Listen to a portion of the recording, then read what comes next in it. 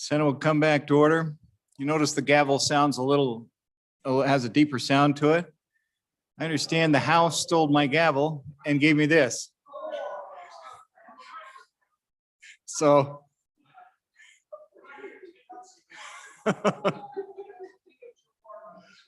All right, folks, let's pick up where we were.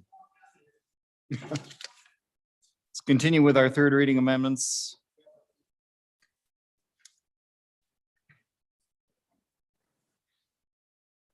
Third reading amendment number 2 to House Bill 173. Please read it in. House Bill 173, third reading amendment number 2 to engrossed copy, page 1, line 3 after. Thank you, Senator Scott. Mr. President, I move adoption of this amendment. Mr. President, idea for this amendment was brought to me by a senior member of the legislature, not in this body. And the concern was that this is a very complex system we've got here, and that we might hit some district too much, even though the House and the Senate position on how much we're going to reduce our state and local funding. The two position between the two houses is identical. There's complications come in because of the federal funding. There's complications come in because we've done a few things differently, and we want to make sure we aren't inadvertently hitting a district too hard. This says if they're getting less than 90%, would take steps to protect them. Very similar to the amendment we adopted here on our recalibration bill. I think we'll take one careful look at it in conference committee and decide we don't really need it, but it does put a difference between the House and the Senate in that is useful. So if we do discover a problem, Mr. President, we can get it fixed. So with that explanation, I urge adoption of the amendment. Discussion for the sponsor. Question being called. On third reading amendment number 2 to House Bill 173, all those in favor say aye. Aye. Those opposed, nay. The amendment is passed. Reading clerk, read in third reading amendment number 3 to House Bill 173. House Bill 173, third reading amendment number 3 to engrossed copy, page 1, line 15 before. Senator Scott, you're off to a good start. Mr. Chairman, move adoption of this amendment. This amendment is pretty simple. What it says is that we do give consent to accepting the funding the federal government is providing under the American Rescue Plan Act. That's the new stimulus that passed. And says that the funds have to be distributed and expended consistent with the federal requirements, consistent with this act and with other relevant law. This has two purposes. The principal one is we've got some legislation here, some other efforts to get control under what we're getting under that stimulus act. So it serves our purposes. And there's some requirements for legislative approval for spending. And frankly, this bill has been transformed into dealing with some of those issues. We think we've got the control. There's 300 million involved totally, 30 million of which stays at the state superintendent level. 270 million goes to the districts. We've got that under control, so it'll be spent on the core things, the essential services we have to provide. And our model is as defined, our funding system defines that. And if we put this in, if we don't put this in, the flow of those funds could be delayed up to 6 months, and the feds don't allow that. So this is an important one to get in there, given the other things that we're doing, trying to get control of this. So I urge adoption of the amendment. Be happy to answer any questions. For the sponsor, ready for the question? Question on third reading amendment number 3 to House Bill 173. All those in favor say aye. Aye. Those opposed, nay. The amendment has passed. Reading clerk reading the Fourth Amendment, 173. House Bill 173, third reading amendment number 4 to engrossed copy, page 48 after line 12 in. Senator Wasserberger. Thank you, Mr. President. I move third reading amendment number 4 to House Bill 173 and ask for your favorable support. Essentially what this says, there's considerable concern amongst those high-paid administrators out there that the current funding model that we are passing doesn't allow them to move money back and forth. And so what this allows is for them to move money into essentially the categorical grant. And that's all that it does. I think that they have that ability now, but they're telling me that they don't think that they do. All this essentially says is that, yes, they can. So I guess the amendment does nothing or it does all kinds of things. And so I would ask for your favorable support.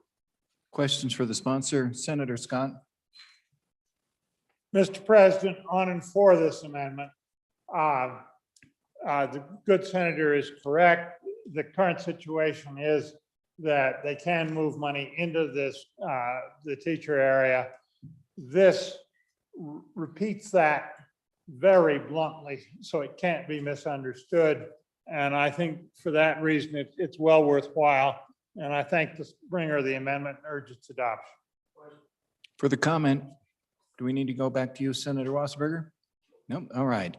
Question called on third reading amendment number 4 to House Bill 173. All those in favor say aye. Aye. Those opposed, nay. Third reading amendment number 4 to House Bill 173 has passed. Reading clerk read in third reading amendment number 5 to House Bill 173. House Bill 173, third reading amendment number 5 to engrossed copy, page 69 after line 18 in. Senator Cost. Thank you, Mr. President. I move third reading amendment 5 to House Bill 173 and ask for your favorable consideration.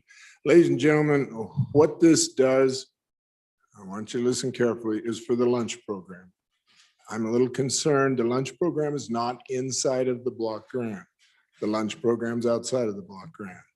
And the way I'm reading the current setup, because it's outside of the block grant, the schools would not be able to balance out if they have a negative deficit in there. I guess that's a double negative, and that makes it positive. How about if it's a deficit in there? Here's what it does. It says in the Ellis Committee of the Whole Amendment, Committee of the Whole Amendment 3, to this line in subsection B created that by that amendment, after B, insert, except as otherwise provided by this subsection, after created by this act, insert, school foundation program amounts allocated to the school district under Wyoming Statute 21-13-309P may be extended for food services, provided that amounts may be, I better read that right, provided that the amounts may be expended only to reduce or eliminate any deficit associated with food service. It is the intent of the legislature that food services be a self-supporting program within each school district through fees and federal and other funding. And that expenditures for food services as provided by this subsection be limited to school years specified in this subsection. I would ask for your favorable on that. And if there's any questions, I'll try to answer. Questions for the sponsor? Senator Alice. Thank you, Mr. Chairman. On and against, I have been reading the language that we adopted in this newly created paragraph B and trying to understand how it fits in there. You'll recall that the amendment we adopted requires we worked with our attorneys and our Department of Education in looking at the federal act to make sure that those match up and provide some specificity and some wiggle room of creating these reserve accounts, how those dollars are deposited and how they're later expended. And so, as you may know, food service programs are not part of the block grant funding model. In some districts, they're not self-sufficient, so they move block grant dollars into their food service programs. But as you can imagine, it's complicated. Some districts receive assistance if they have low-income students. It's not uniformly consistent out there how food services are handled. And so the intent of paragraph B is to have a really narrow idea that matches up with what the ARP requirements are. I don't know how this fits in there, but I am nervous about adopting it just because of the variances out there among the districts and how they operate their food service programs.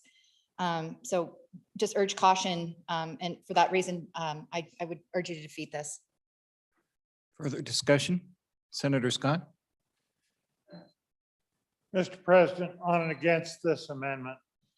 Mr. President, my understanding all along, as I've gotten myself educated in how this school funding system works, is that the school lunch program has been adequately funded outside the model and will continue to be, that we haven't been affecting it. In addition, if we should be wrong in some districts, they do have considerable reserves that they can reach out and deal with any problems that come up, but we're not really expecting any.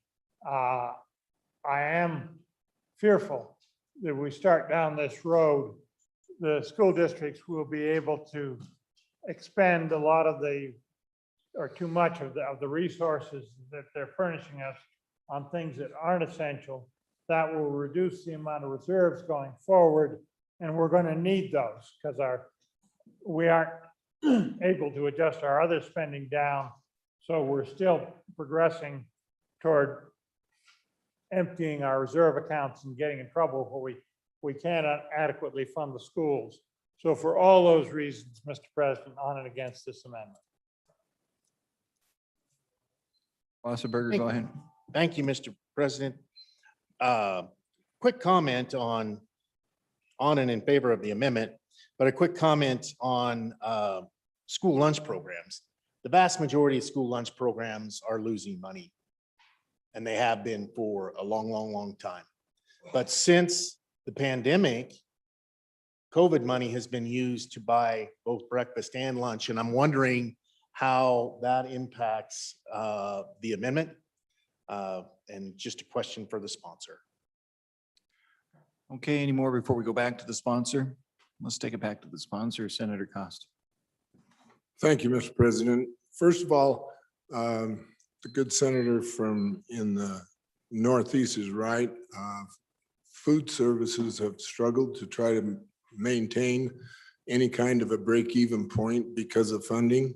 It's not because they're choosing to give the kids elaborate food or anything, but between the breakfasts and the lunches, it becomes extremely expensive, and the federal funds are not covering that. You want to remember that a lot of our school districts are running from 45 to higher % free and reduced lunches. Free and reduced lunches means that we can cover that cost. So they are not getting money for those. So they have to raise the price on the other side to be able to compensate, which makes it more difficult for a lot of the kids that are in school. I want you to remember one thing. We've said kids are number one, and this is about kids. And it's sideboard strictly for one thing, to make sure that we can feed them appropriate food, and in the end, balance that out. As far as whether COVID-19 could be used or not, I don't know. If it can, I will guarantee you the school districts will use it to cover. On the other hand, if they need this funding to help instead of the other, I will guarantee you that it would be the right answer for us to follow. I'm just going to say, this is important to kids. It's not asking for fancy. It's not asking for a lot of extra. It's only to get that food service to a balance of zero. Thank you. I would ask for your favorable opinion. Call for the question. This is on third reading amendment number 5 to House Bill 173. All those in favor say aye. Aye. Those opposed, nay. No. Noes have it. Division. All those in favor, please stand. Loud group.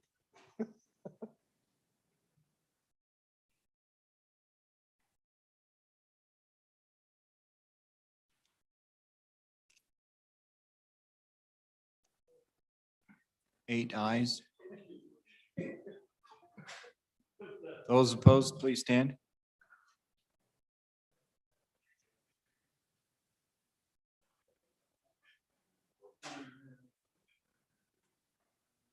Sixteen no. Amendment has failed.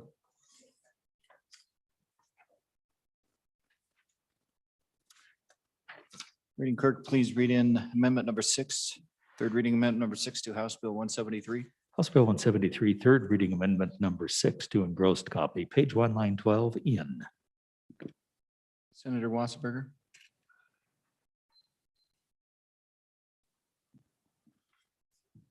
Thank you, Mr. President. I move third reading amendment number 6 to House Bill 173 and ask for your favorable vote. But real quick, I forgot actually that at least in Campbell County School District, we lose about $700,000 to $1 million every year on school lunch programs. So just to give you a little bit of background on that. But what this amendment does essentially is something that's very near and dear to my heart, which is class sizes. And it's going to, it requires that at the primary grades of K through 3, class sizes remain at 16. And there's a real reason for it. Educational research will show you that if schools don't have students reading at the 3rd grade level, all kinds of bad things happen for that student. Chances are they'll drop out of school, become a felon, all kinds of things of that nature. And so it's critical. I think it's the most critical piece in education that we keep class sizes small so that teachers have the time to work with each one of those individuals.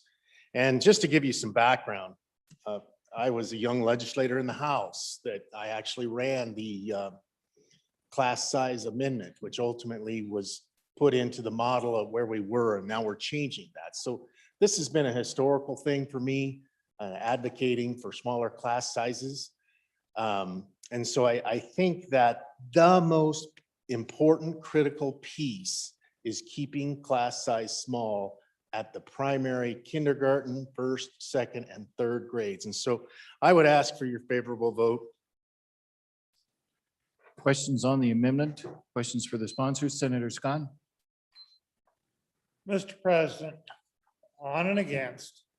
Mr. President, this is seeking to undo part of the class size reduction that we propose here to get rid of the ghost teachers, the teachers who do not exist, that the school districts have been using as a slush fund for all kinds of other things.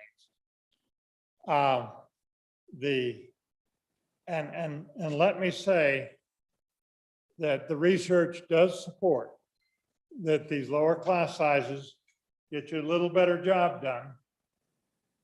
They support that 16 is a little better than 18. As I understand it, that 15 is a little better than 16 and 14 is a little better than 15. All the way down, you have to draw a line somewhere. And our school districts have drawn the line at higher. And I don't know, some of the small school districts that don't have that many pupils will have a 16 or smaller class, but the rest of us, by and large, do not. They could, if they are willing to take the teachers' salaries down a bit and hire a few more teachers. But they've gone the other way and gone to the higher class sizes. And what your Senate Education Committee has tried to do is get the model back to the reality, get rid of the ghost teachers, and make it revenue neutral, actually slightly favorable to teachers by increasing the teacher funding on the model. This one would undo that in part. Doesn't undo the increase in the teacher's funding as I read the amendment, but it does change the class size to lower than what we're actually seeing in most of the school districts. So this is a a partial undo that does unbalance the bill in trying to defeat the effort to get rid of the ghost teachers. And I don't think it will have much practical effect on what the class sizes in the schools are. I think they'll continue to use the higher class size. But it will cause the model to be unrealistic again. So for all those reasons, Mr. President, I urge defeat of this amendment. Amendment number 6, further discussion or questions? Want to go back to Senator Wasserberger? Thank you, Mr. President, for my second and final time. Once again, I believe that this amendment will save us money down the road. And, you know, we've done that with various different things. Our children development centers have helped tremendously on special education costs. This would do the same thing, save us money down the road and get these kids reading at grade level by the third grade. And I think it's one of the most important things that we do. And so I would ask for your favorable vote. Question on third reading amendment number 6 to House Bill 173. All those in favor say aye. Aye. Those opposed, nay. No. Amendment has failed.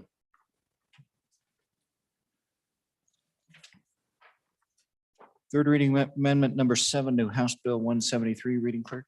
House Bill 173, third reading amendment number 7 to engrossed copy, delete. Senator Rothus. Thank you, Mr. President. Mr. President, I move third reading amendment number 7 to House Bill 173 and ask the body's favorable consideration and just a little bit of thought. So this amendment is pretty straightforward. It reverts the bill fully and completely back to the House position of the bill that came over. If this amendment passes, the bill passes. Period. The end.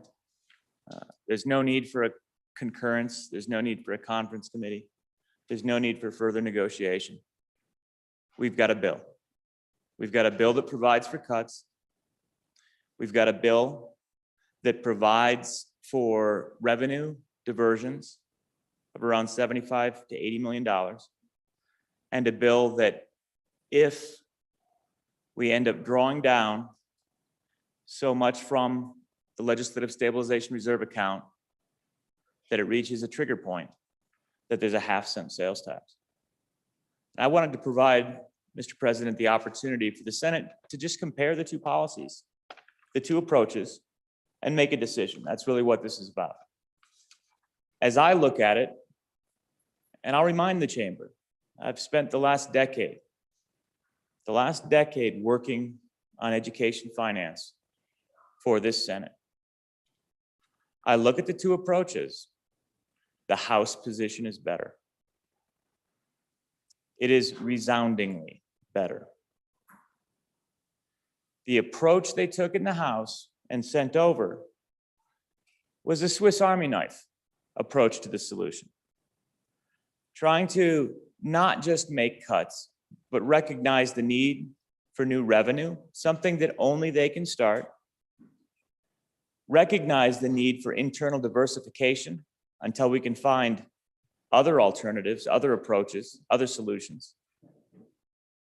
Recognize the need to phase in the changes over time, while also achieving all of the necessary interests with regard to the ARP Act. Now, there may be a suggestion that some of these amendments that we've passed recently, which are cleanup, are going to be necessary, Mr. President. The reality is most of what we've been cleaning up today were problems that were created through the amendment on committee of the whole. The House bill accomplishes the objectives that need to be accomplished. And I know we like ownership down here, Mr. President. We like to put our brand on it. We never like to admit that the chamber at the other side of the building got something right. But at the end of the day, when I look at the two options on the table, I don't see any reason why we need to march back down the hall and tell them to pound sand and that we're going to do things our way. This time, certainly not always, I don't say it very often. This time, Mr. President, they've got it right. They have a solution I could probably hold my nose and vote for.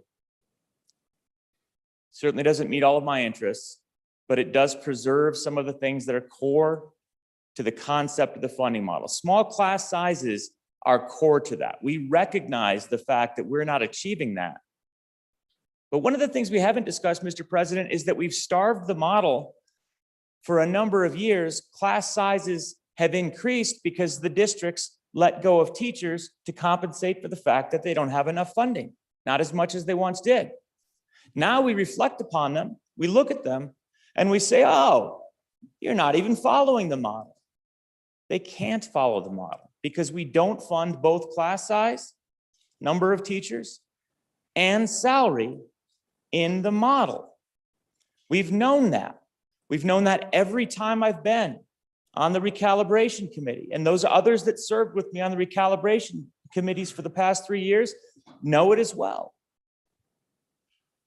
Each time we've recalibrated, they've come back with a recommendation of between $50 and $100 million of additional funding to meet the needs of what we're supposed to have in the model.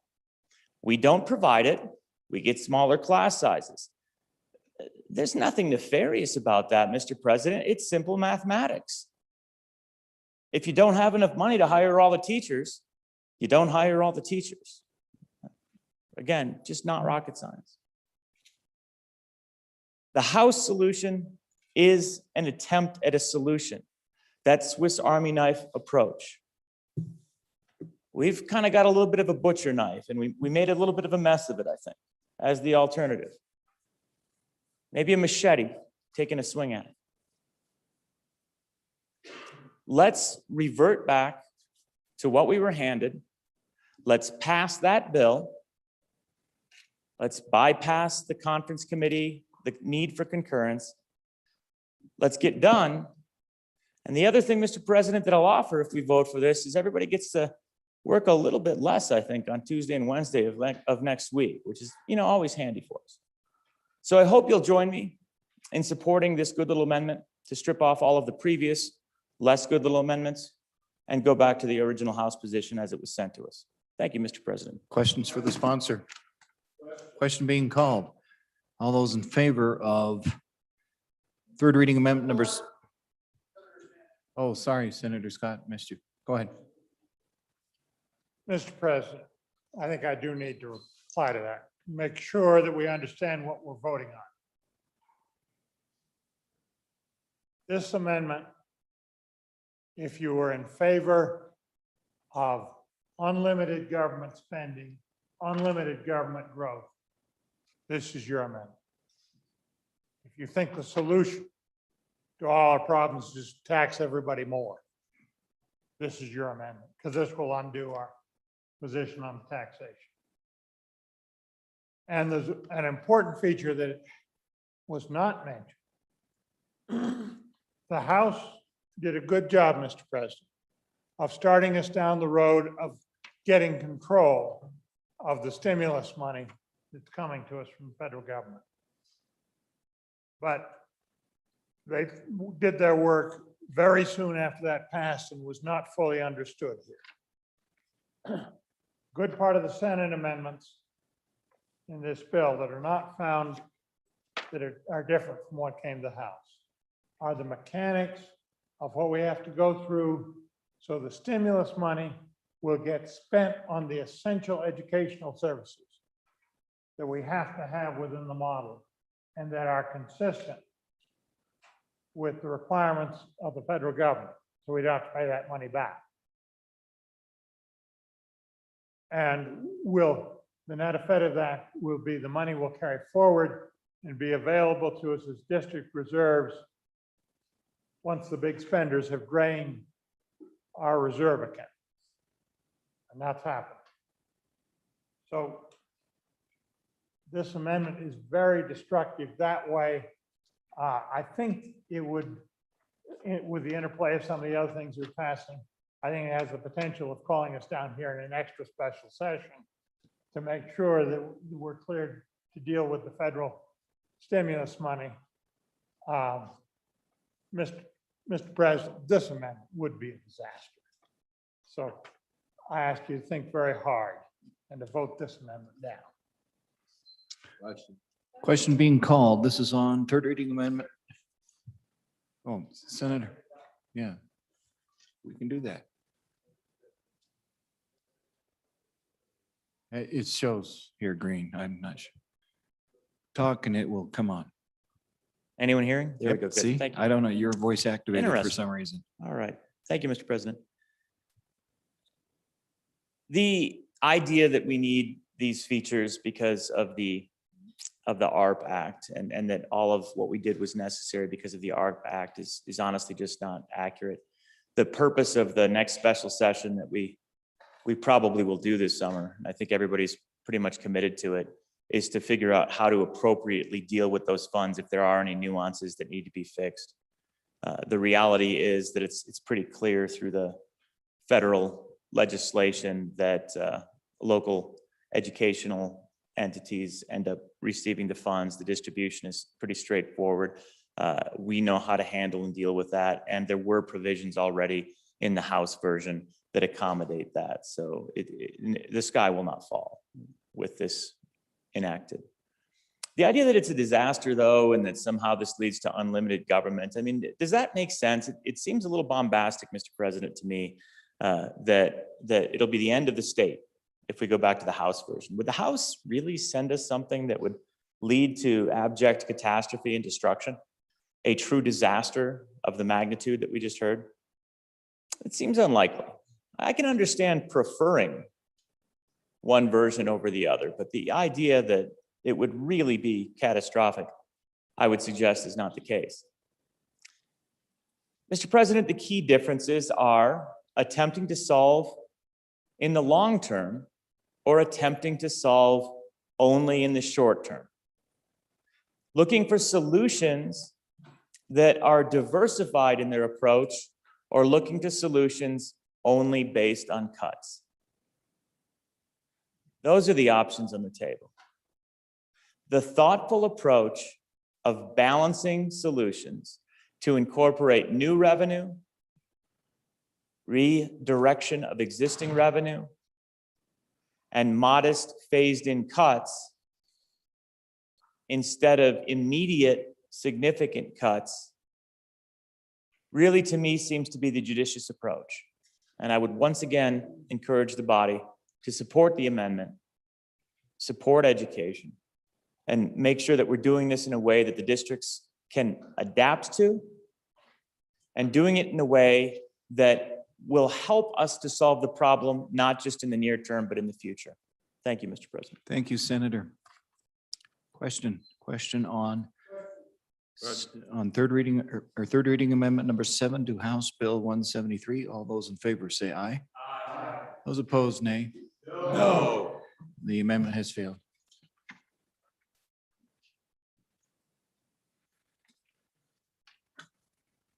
We are back on the bill. House Bill, my question being called. Oh, Senator Wasserberger. Well, thank you, Mr. President. On and against the bill. And I've always believed that the government that governs best is the government closest to the people. And with this particular bill and the categorical grant that's in it, I think we're taking local control away from our school boards. I think school boards are the best political body to make the decisions that they'll have to make for these cuts. And the categorical grant, at least to me, now as it stands, means that school districts can only do two things in order to balance their budget. One, they're going to have to make significant cuts to activities.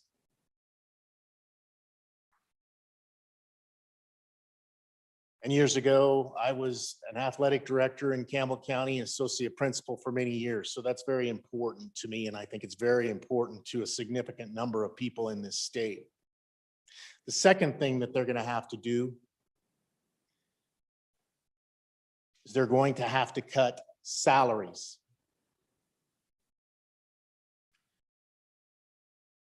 And that's going to have to be significant in order for them to balance the budget. That won't happen, I don't believe, this year, because the American Rescue Plan, I believe, will save them. But it will happen when we come down here in the budget session. And so by this body becoming the state school board, I think we're making a huge mistake. I think we're walking away from local control. And you know, I've always valued my school board members. Both my parents were school board members and had a strong philosophy that education was the best thing that a person could do for themselves. And so I could vote for this bill, Mr. President. I just am not going to walk away from local control. I'm not going to walk away from my school board and allowing them to make the choices that they have to make. And those tough choices are going to be even harder now. And I think it's one of the things about teachers is they don't make a lot of money, but they buy a lot of things on time. So in other words, they buy a car, they finance it for 3, 5, 7 years. They buy a house, they finance it for 30 years. And so we're going to step in and lower their salary. And it's going to be painful. And there's going to be teachers that can't make their payments because it's that tight.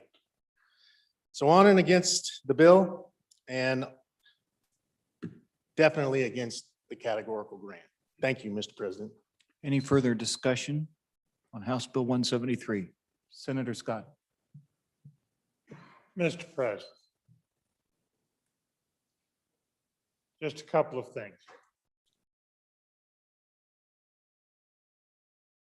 The categorical grant will protect the teachers. Look at the overall reduction. House version, Senate version, they're identical. It's 3%. Because that's what's allowed under the federal maintenance of effort requirement.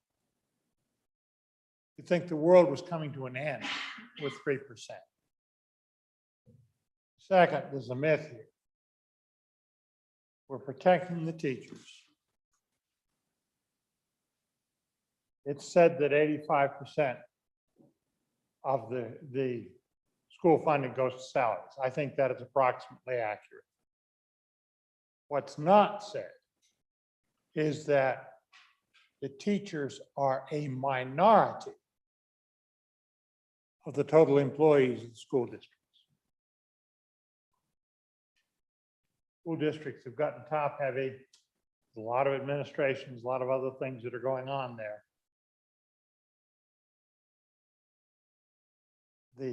Yes, the administrators with the high salaries are going to want to cut the teachers first.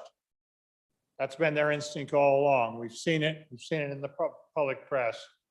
That's a disgrace, but that's the attitude, and we're correcting that. We are taking steps to see that the funding is focused where it belongs within the model, those services we've determined to be essential, and the federal funding is focused there and isn't frittered away on extras, which is possible because the school administrators know if they can spend on something else, the school boards and the local people don't raise the money. We do with general taxes. And some of them think if they can spend everything, we'll just be forced to raise the taxes. We have to put some control on that. And that is different from local control, but it's what the Supreme Court has given us in our school funding system for operating. So we have to place those controls to get good results. And we're doing it. And we have to make sure that the stimulus money that is coming to us is effectively used on the key things that we need to get done in the school areas. And this bill does that. So for all those reasons, Mr. President, I urge an aye vote.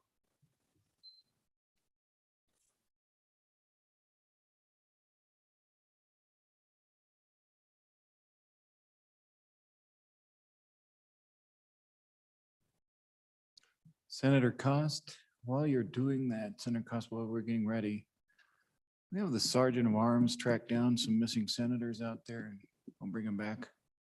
We have, oh, all right.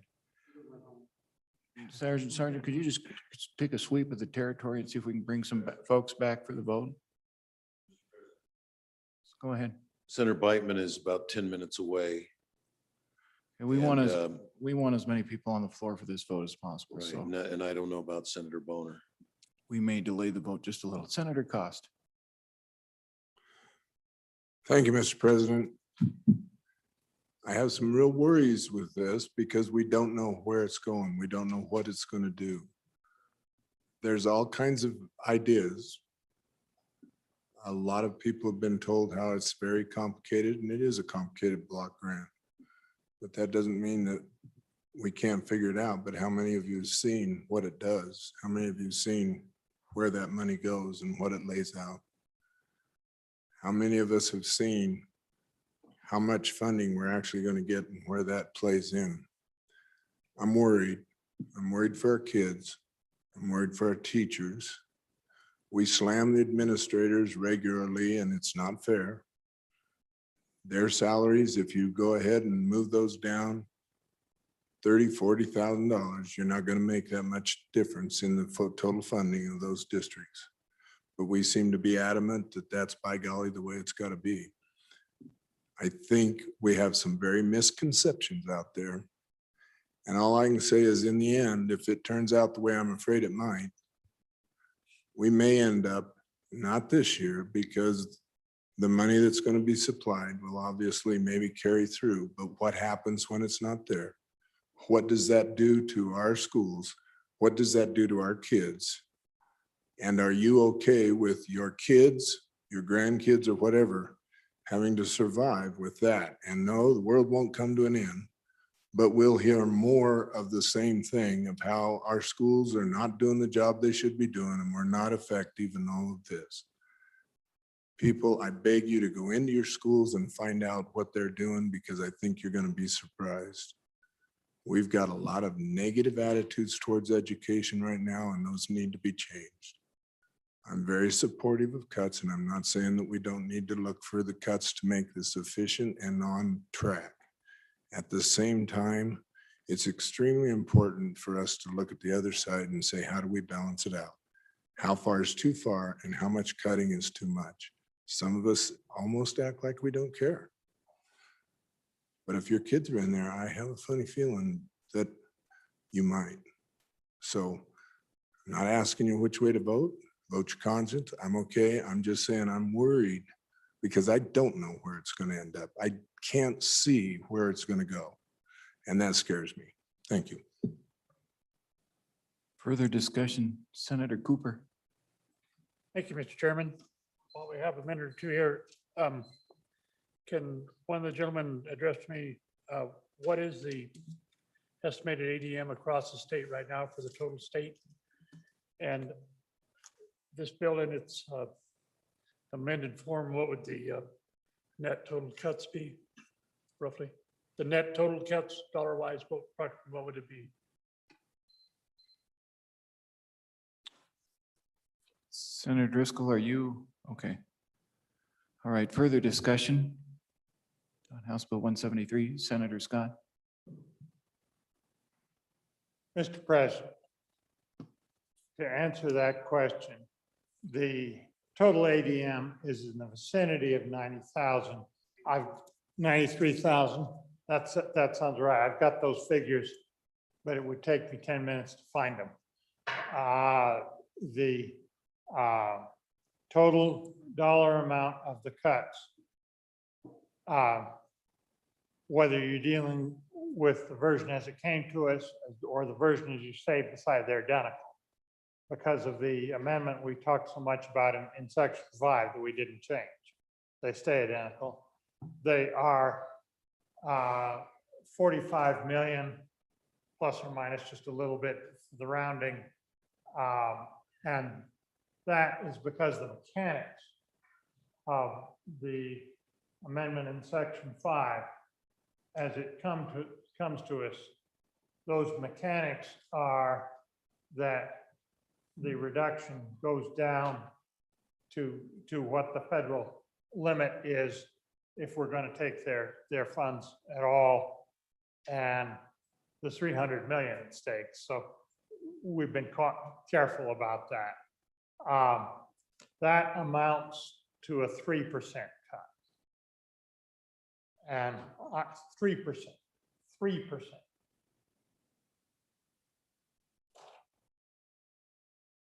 Sometimes I think with a 3% cut, the interest groups will tell you the world is coming to an end. I don't think that's going to happen. I think the sun's going to come up tomorrow morning. I think my creek's going to rise. I'm going to be able to go put my boots on and go out and change my water and get back to some sanity in the real world. And Mr. President, I think our education system will do just fine. And I think if it will be better off than it was at the time of the start of this session. So for all those reasons, I urge and I vote on the Senate file the recalibration bill. Senator Rothus. Thank you, Mr. President. Mr. President, on and against the bill. Mr. President, the idea that everything's just fine and we're not doing anything of substance, that it's not going to make any difference, might be true for many of us in the room. It might not affect us. That's accurate. For a lot of us, it's not going to make much of a difference. But Mr. President, this affects the children of the state, the students of the state. This affects teachers and families. The idea that we can cut 45-ish and change, and we don't care specifically how much that is. The numbers themselves don't really much matter. Oh, around 45 million, no big deal. Can only be accomplished by eliminating positions. There isn't another way. Perhaps not every one of those dollars will be. But we don't get out of this without eliminating at least 500 jobs. We'll come back. If it doesn't turn out that way, that'll be great. I'll be very happy to be wrong on that. I look forward to being proven wrong on that. But these aren't empty positions that we're trying to cancel. These aren't people that we don't care about or don't know. These are people in our communities. Professionals. They're not going to be able to find other jobs in the state because we're literally eliminating the jobs from the state. So these are 500 jobs that we're sending elsewhere. 500 people that want, along with their family, to remain in Wyoming where they've chosen to make their lives. And to teach our kids, to teach in our schools, to educate, to make that system of education better. The idea that our education system gets better, Mr. President, when we get rid of those people, right? Our system's going to get better if we can just get rid of those 500 people and make them live somewhere else in another state. That's going to help. The idea of that astonishes me. I do not see the logical connection, and perhaps I'm missing it. This bill, and particularly the product that's coming after amendment, has not been considered in light of equity. It has not been considered in light of costs. It has not been considered in light of research. Those are the three criteria and standards that our cost-based, evidence-based model are supposed to take into consideration. Does not do those things. It's cutting for the sake of cutting because we've set that as the objective. No attempt at solutions that are long-term. No attempt at making the system of education better. No attempt at providing alternative revenue. We're going to feel good about the fact that we can finally reduce the education budget as if that in and of itself is an end that is justified by the actions we're taking. I don't understand that objective. High quality education is the objective. We have that. This reduces the quality of education, this piece of legislation. When we have alternatives, they are politically challenging alternatives that this body does not want to take. I realize that. But it does not make them the wrong alternatives. They're the right ones. If we truly believe in educational excellence for our children, if we want to value that resource as we should. Time. Mr. President, on and against this bill. Ready for the question? Question being called on House Bill 173, having been read 3 separate times. The question is, shall the bill pass? The chief clerk will call the roll. House Bill 173, roll call. Anderson. Aye. Baldwin. Aye. Beitman. Aye. Boner. Excused. Bouchard. Aye. Case. No. Cooper. Aye. Driscoll. Aye. Ellis. Excused. French. Aye. Furphy. Aye. Guru. No. Hicks. Aye. Hutchings. Aye. James. Aye. Kinsky. Aye. Cole. Aye. Cost. No. Landon. Aye. McEwen. Aye. Nethercott. Aye. Pappas. No. Perkins. Aye. Rothfuss. No. Salazar. Aye. Schuler. Excused. Excuse, Mr. President. Excuse, Scott. Aye. Steinmetz. Wasserberger. No. President Dockstader. Aye. Case no to aye. Closing vote. Closing. Vote closed. House Bill 173, 22 aye, 5 no, 3 excused. House Bill 173, having received the affirmative vote of the majority of the members elected to the Senate, House Bill 173 has passed the Senate.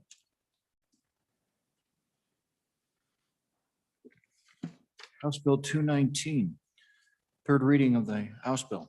House Bill 219, Investment Funds Committee Membership, sponsored by Representative Nicholas, an act relating to the investment of state funds. There is an amendment. Read in the amendment. House Bill 219, third reading amendment number 1 to engrossed copy, page 1, line 4, delete. Senator Grew. Thank you, Mr. Chairman. I move for that you, we move Senate third reading amendment number 1 to Senate file 219 and ask for your favorable consideration.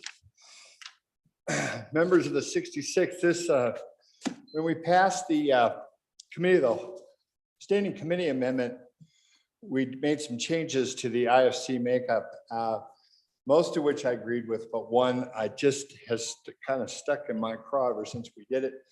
And this is why I brought this amendment. This amendment is simple.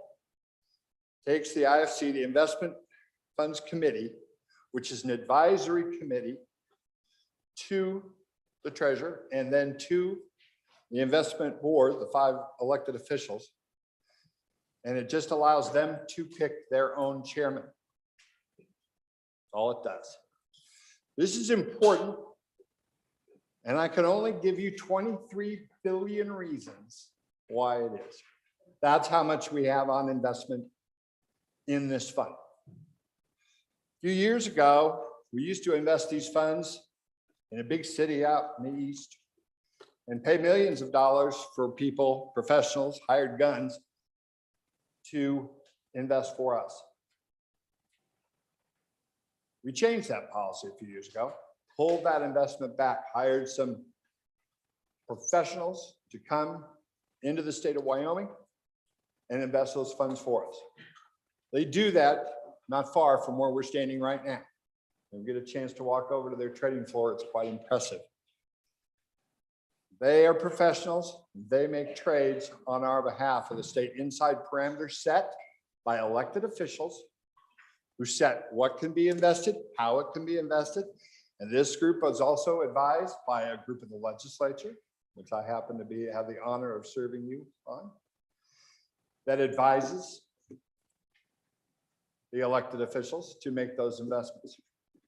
Next to that, there's the IFC, a group of professionals, some of the best professionals in the country. As a matter of fact, professionals who run, one of which runs the largest investment portfolio in the world, who volunteers their time to help us steer and guide our investment policy. All this amendment does is allow them to elect their own chair, to advise elected officials on the best way to maneuver our money. In the standing committee amendment, we had on a couple other members that we took off. Some of those very investment professionals who work that trading floor. And it was said by one of my fellow committee members, the reason why we did it was that we didn't want people to grade their own homework. And I agreed with that. But with allowing the treasurer to be the chairman of this group, which is what the standing committee did, we're letting one person write the homework, grade the homework, and present the homework. And I submit to you that that may not be the most prudent way to invest $23 billion. That money is the money, as I look up in the audience, I saw some kids early today, see one now. That is our children's future. We have put this way, names, people, former governors, former legislators, former people who served in this body, who put this money away with great forethought. And right up until last week, folks that I serve with implored this body to add money to, and we did, to save money for future generations. That hopefully will pay for the schools, it will pay for the roads, it will pay for the infrastructure, that will keep our taxes low, that will keep our state strong. What I'm asking you to do by favorably voting with this amendment is to give the folks who guide us, who give us impartial information, to do so freely. Give that best information and to give it freely and unfettered to the electeds, not from, to the electeds. And the electeds can make their own decisions. We can make our own decisions on who that board is. And that's the way it should be. I urge you to adopt this amendment. Thank you, Mr. Chairman. Discussion on the amendment, Senator Hicks. Mr. Chairman, on and against the amendment. So let me give the other alternative view. And if you pick up your little bill, there is created the Investment Fund Committee, a committee consisting of 7 voting members, including the state treasurer. So all of you have served on a committee, no similar to than we do here in the Senate. How does one individual out here grade the entire committee's work and oversee that when you're one of 7? Mr. President, that just doesn't resonate and make sense. The one individual is now established king because they were elected as state treasurer of the state of Wyoming to oversee a voluntary committee. And we are thankful that we have members, as my colleague from Teton County described, to help us.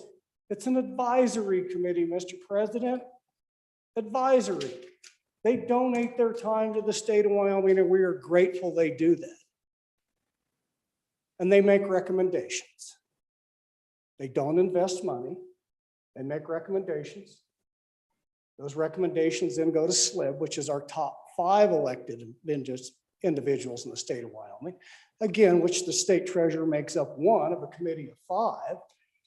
I just don't see how we're getting to the point that we have one individual that grades the work of 7 and then endorses that work on his own and then goes to another body of 5 elected officials. So what we effectively have here is an amendment that strips the state treasurer of his elected due process duties to sit as chairman of an advisory committee, because what it says now in current law is it says the state treasurer shall be the chairman of the committee. That's the law today, folks. The new language that we stripped out in the standing committee restored the existing law that the state treasurer shall be committee or chairman of the committee. The standing committee amendment took out the new language and restored the old language. And what my colleague is suggesting with his amendment, that we don't like the old language, that it didn't work. And now we should take the state treasurer and strip him of his powers to sit as chairman of an advisory committee. Mr. President, on and against the amendment.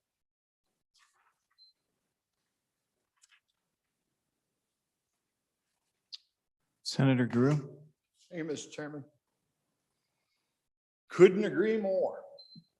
Couldn't agree more with my friend from Banks. Precisely why I want to change this. This is an advisory committee to elected officials. They have no say. The treasurer has the ultimate say. He presents to the 5 elected officials, to which he is one, and then votes on that policy. He makes the investment. Precisely the point. Let the advisors advise freely. When this came over from the House, when it was talked about when our committee, we talked about it together as the Capital Finance Committee, we talked about this specifically. Said that we thought it would be easy, it would give more free advice, unfettered advice, free from any predisposed, prepositioned thought, because they're not investing the money. They're professionals who are the best at what they do, and to be able to give this without any political thought, without even any encumbrance of it. And I submit to you that will give us the best advice, that will give us the best way to invest our money. And once again, 23 billion reasons to say it. 23 billion reasons to say it. Takes away power from no one. Strips power, and nothing of the kind. That I do disagree with my good friend from Bags. Does not take any power away. It gives freedom, gives transparency. Transparency is talked a lot about here. I hear quite often. Transparency, to be able to make decisions, to be able to see the decisions being made by the decision makers.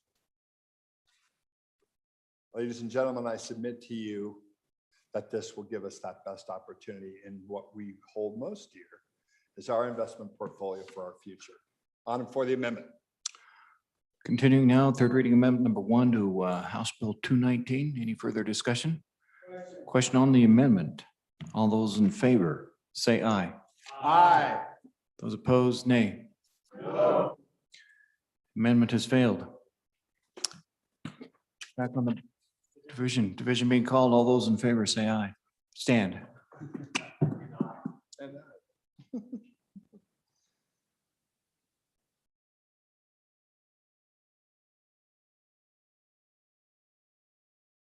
Eight.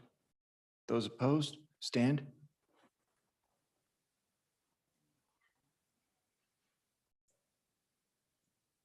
Transparency.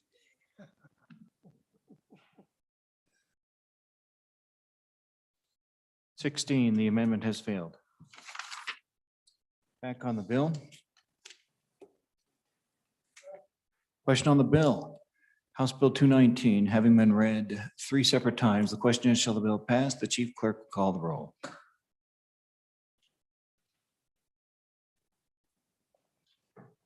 House Bill 219, roll call. Anderson? Aye. Baldwin? Aye. Beitman? No. Boner? Excuse. Bouchard? No. Case? Aye. Cooper? No. Driscoll? Aye. Ellis, excused. French? No. Murphy? Aye. Guru? Aye. Hicks? Aye. Hutchings? No. James? No. Kinsky? Aye. Cole? Aye. Cost? Excused? Landon? Excused? McEwen? No. Nethercott? Aye. Pappas? Aye. Perkins? Aye. Rothus? Aye. Salazar? No. Schuler excused. Scott? Aye. Steinmetz? No. Wasserberger? Aye. President Dockstader? Aye. Closing vote? Cooper? No to aye. Closing vote? Closing vote closed. House Bill 219, 17 aye, 8 no, 5 excused. House Bill 219, having received the affirmative vote of the majority of the members elected to the Senate, House Bill 219 has passed the Senate. House Bill 231, third reading of the House Bill. House Bill 231, College Credit Retention, sponsored by Representative McGuire, an act relating to post-secondary education. There is an amendment. Read in the amendment. House Bill 231, third reading amendment number 1 to engrossed copy, page 2, lines 2 through 23, delete. Senator Nethercott. Thank you, Mr. President. I move third reading amendment number 1 to House Bill 231 and ask for your favorable recommendation. Good senators, House Bill 231 is kind of a mess. This amendment attempts to clear that up by writing the intention of the bill sponsors a little bit more clearly and affording a policy and a process to the institutions of higher education to address credits that a college or the university may not accept. Of note, if you look at the amendment, the presumption is still there for the bill that any Wyoming institution of higher education receiving funding from the state of Wyoming shall accept as valid and transferable any college level credit hour previously completed with an acceptable grade in any other Wyoming institution of higher education, period.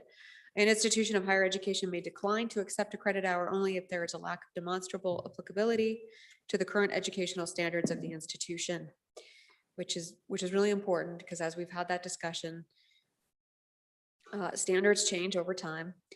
And then the length of time, which is really the issue, there's this overwhelming concern that all of the people going back into who might be losing their jobs are not going to be allowed to continue their educations or have credit for what they have. So it says the length of time since completion of the credit hour without more shall not demonstrate a lack of applicability.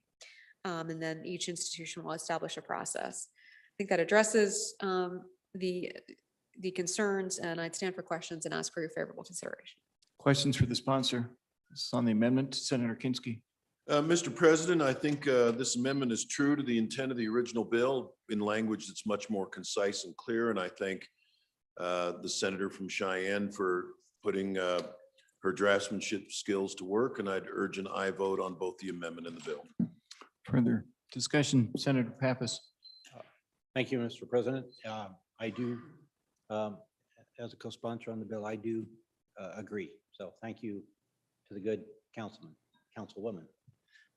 Further discussion or questions, Senator Scott? Mr. President, it's with some trepidation that I rise on and against the amendment. I recognize I'm up against one of the most intelligent members of the Senate, one of the best debaters in the Senate, skills honed by years in the courtroom, and some risk, I think. Mr. President, seriously, this is on third reading in the second house, entirely rewriting a bill and changing it considerably from what came to us. What came to us was a carefully drafted attempt to give the university and our colleges a nudge that they've got to be more careful about turning people down. They can't just rely on, 10 years old, we don't count it. This dispute of how much they're really doing that There's some allegation that they are, and I suspect that's true. This is a good deal fiercer. They can turn it down only if there's a demonstrable applicability, lack of applicability to current educational standards, and the length of time since completion of credit hour without more shall not demonstrate a lack of applicability. I would submit to you that in some areas of instruction, the time does demonstrate a lack of applicability. A number of the sciences, the world has simply radically changed from what it was 20, 30 years ago. And of course, that old is not applicable. And it's also well known that with some of the skills, and I'm thinking the one that comes to mind is a calculus skill, which is required for certain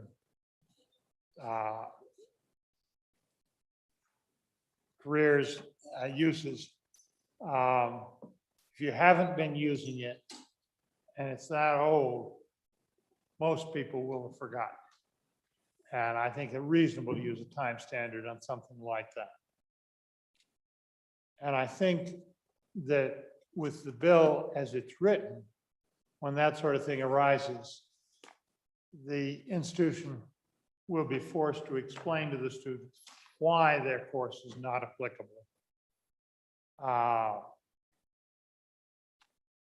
And frankly, I think the students will by and large accept that, because what the bill will do as written is refocus the rejection on the things that would really make it difficult or impossible for a student to continue successfully on the course of study that they're on. So for all those reasons, Mr. Chairman, maybe eventually we go to something like this with the possibility of a legal contest if the institution persisted in denying. But I think under current circumstances, the gentle nudge in the bill as it stands before us right now is going to work better than this, which is a more precise approach, but I think one that is likely to have some detrimental effects that the bill as it stands before us will not have. So for all those reasons, Mr. President, I would urge the Senate to reject this amendment and pass the bill. Senator Kinski. Mr. President, it's with great trepidation that I rise in opposition to the opposition of my friend from Bates Creek, whose skills with a swather are without precedent in the Senate, for the history of this great institution. I think what our colleague has done is remained true to the spirit of the bill in much fewer words, much clearer language. It's still the case that if a credit hour is just not worthy of credit, of recognition, because things have so changed, it still provides that. In the language you've got there, it says a credit is good into perpetuity or something, and that really had the colleges just completely alarmed. And the length and the verbosity of it, just this of the original bill really had them in high dudgeon in some instances. Whereas here now it says, instead of into perpetuity, which I thought was fine in the old bill, it just says you're not going to turn it down purely for reasons that it was completed some time ago, but you can turn it down if it's demonstrable that it's just not applicable anymore to any current standard. That's exactly what the old bill said, the bill before the amendment said. Again, there's 3 sponsors on the bill, and all 3 of us concur. It's a good amendment. We support it, and we support the amendment, and hope you'll support the bill as well. Thank you, Mr. Chairman. Question on the bill, question on the amendment. All those in favor of third reading amendment number 1 to House Bill 231, please say aye. Aye. Those opposed, nay. The amendment has passed. Back on the bill. Question on the bill. House Bill 231, having been read 3 separate times, the question is, shall the bill pass? The chief clerk will call the roll. House Bill 231, roll call. Anderson? Aye. Baldwin? No. Beitman? Aye. Boner excused. Bouchard? Aye. Case? No. Cooper? Aye. Driscoll? Aye. Ellis? No. French? Aye. Murphy? Aye. Guru? No. Hicks? Aye. Hutchings? Aye. James? Aye. Kinsky? Aye. Aye. Cole? Aye. Cost? Aye. Landon? No. McCune? Aye. Nethercott? No. Pappas? Aye. Perkins?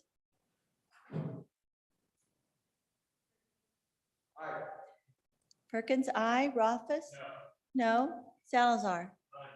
Aye. Schuler excused. Scott? Aye. Steinmetz? Aye. Wasserberger? No. President Dockstader? Aye. Aye. Closing vote. Cost? Cost, aye to no. Closing vote. Closing vote closed. House Bill 231, 19 aye, 9 no, 2 excused. Mr. Majority Floor Leader, will you approach the desk for a moment?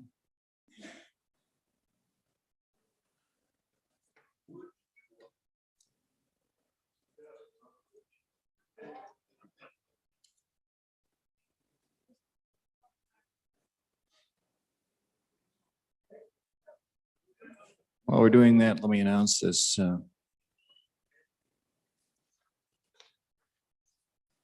House Bill 231, having received the affirmative vote of the majority of the members elected to the Senate, House Bill 231 has passed the Senate.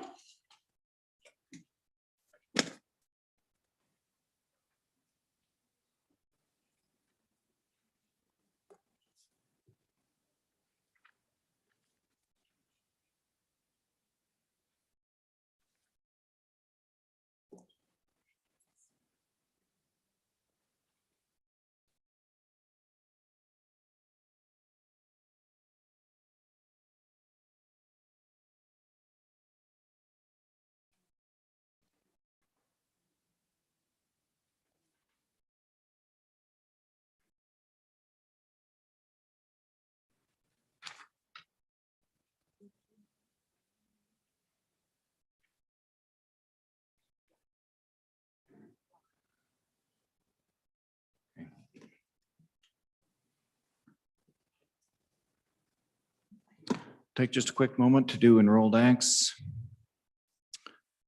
Senate Enrolled Act number 60. Senate Enrolled Act number 60 being original Senate File 58, an act relating to administration of the government. I'm about to sign Senate Enrolled Act number 60, the same being Senate File 58.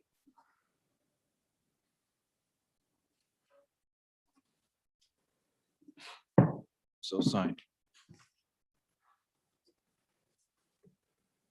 Senate Enrolled Act number 61. Senate Enrolled Act number 61 being original Senate File number 34, an act relating to public health and safety. I'm about to sign Senate Enrolled Act number 61, the same being Senate File 34.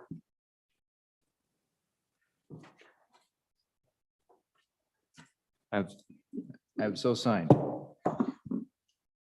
Senate Enrolled Act number 62.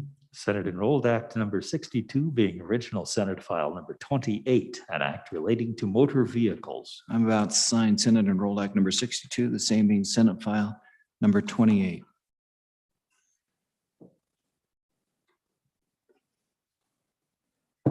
So signed. Senate Enrolled Act number 63. Senate Enrolled Act number 63 being original Senate File 15, an act relating to professions and occupations. I'm about to sign Senate Enroll Act number 63, the same being Senate File 15.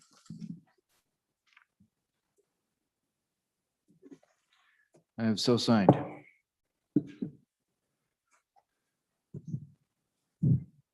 Mr. Majority Floor Leader.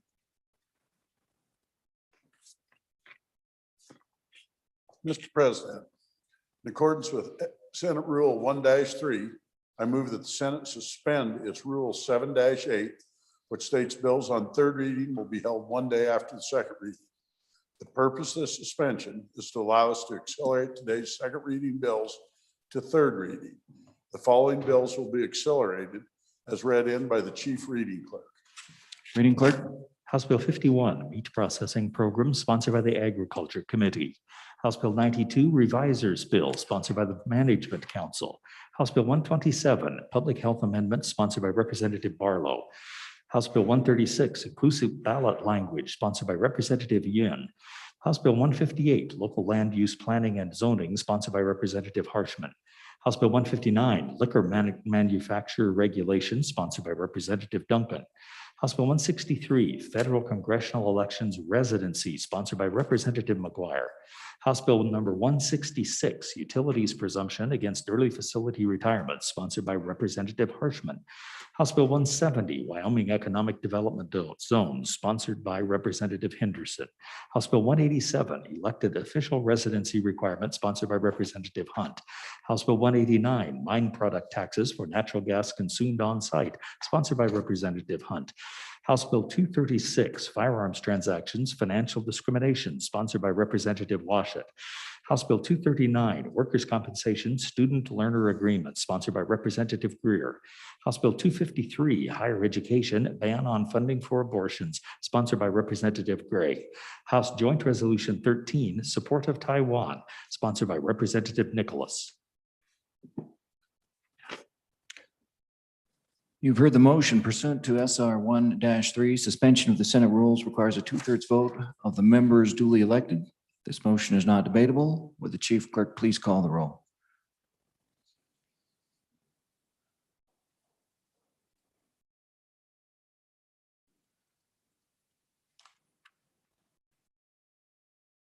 For suspension of Senate Rule 7-8, roll call. Anderson.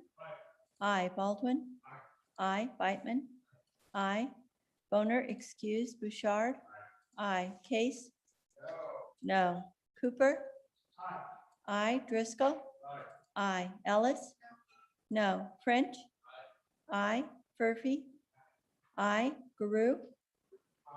Aye. Hicks. Aye. Hutchings. Aye. James. No. Kinsky. Aye. Kolb. Aye. Cost. Aye. Landon. Aye. McCune. Aye. Nethercott. Aye. Pappas. Aye. Perkins. Aye. Rothfuss. No. Salazar. Aye. Schuler, excuse. Scott.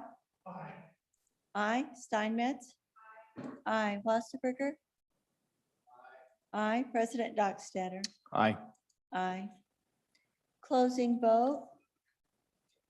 Closing. Vote closed. Suspension of the rules vote was 24 aye, 4 no, 2 excused. By your vote of 24-4, SR 78 is suspended for the purpose of accelerating the aforenamed Senate files to third reading. Mr. Majority Floor Leader, do you want to break for just a moment to ensure that we have amendments, everything in place, or what would you like to do, sir? I would ask you to stand at ease to the sound of the gavel. Let the staff get prepared. Okay, about 10, 15 minutes. Thank you, folks. Short break.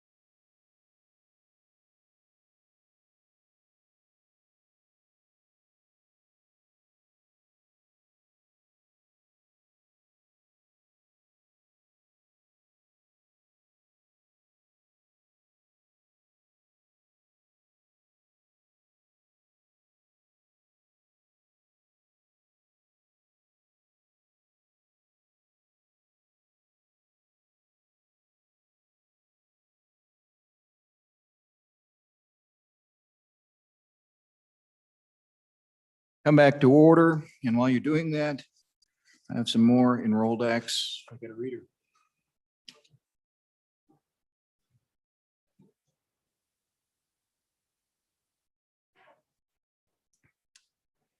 Senate Enrolled Act number 73.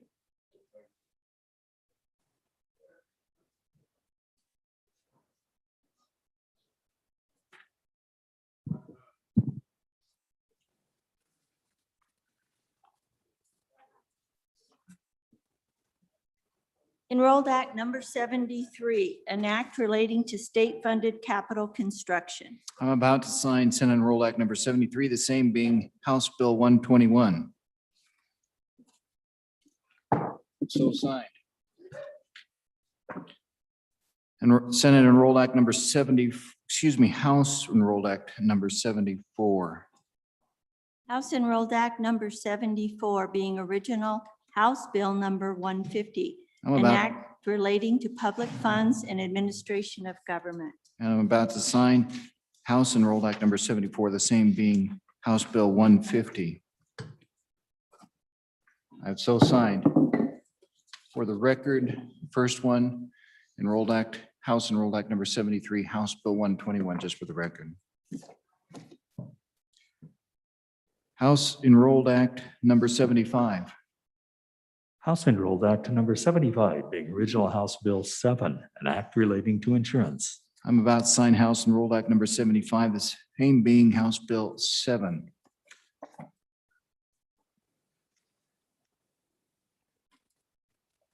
I've so signed. House Enrolled Act number 76. House Enrolled Act number 76, being original House Bill 156, an act relating to alcoholic beverages. I'm about to sign House Enrolled Act number 76, the same being House Bill 156.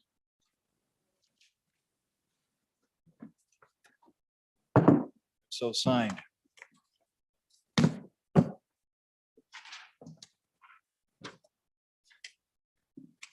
Would note for the body that up here on the table, we also have the fiscal profile out, the latest one. There are copies of this up here on the table as well.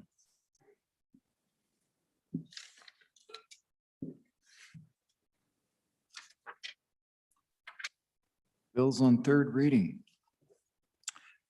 House Bill 51, third reading of the House bill. Just a moment.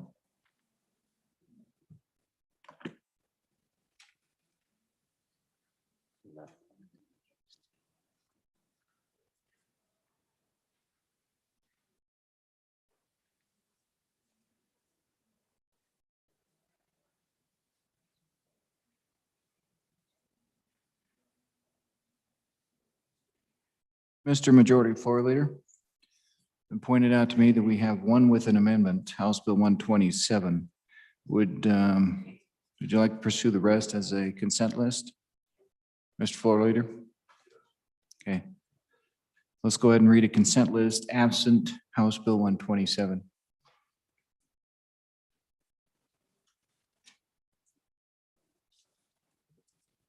Mr. President, I move for adoption on consent list of the following bills.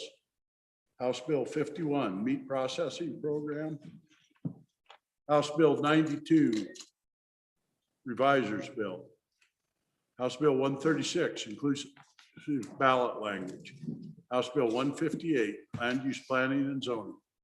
House Bill 159, Liquor Manufacturer Regulations. House Bill 163, Federal Congressional Election Residency. House Bill 166, Utilities, Presumption Against Early Facility Retirements. House Bill 170, Wyoming Economic Development Zones. House Bill 187, Elected Official Residency Requirement. House Bill 189, Mine Product Taxes for Natural Gas Consumed on Site. House Bill 236, Firearms Transactions, Financial Discrimination. House Bill 239, Workers' Compensation, Student Learner Agreements. House Bill 253, Higher Education Ban on Funding for Abortions. House Journals 13, Support of Taiwan. Would anyone like any of these bills removed from the consent list? Let's start back in the corner with Senator Case. House Bill 159, liquor manufacturers regulations. Okay, Senator Furphy, were you standing? Go ahead, Senator Furphy. Yes, House Bill 236 regarding firearms. Thank you. Further bills to be removed from the list. I thought I saw one or two others stand. Really not. All right. Having been read 3 separate times, the question is, shall these bills pass the Senate? House Bill 51, Meat Processing Programs. House Bill 92, Revisers Bill. House Bill 136, Inclusive Ballot Language. House Bill 158, Local Land Use Planning and Zoning. House Bill 163, Federal Congressional Elections Residency. House Bill 166, Utilities Presumption Against Early Facility Retirements. House Bill 170, Wyoming Economic Development Zones. House Bill 187, Elected Official Residency Requirement. House Bill 189, Mine Product Taxes for Natural Gas Consumed on Site. House Bill 239, Workers' Compensation Student Learner Agreements. House Bill 253, Higher Education Ban on Funding for Abortions. And House Joint Resolution number 13, Support of Taiwan. Will the Chief Clerk call the roll?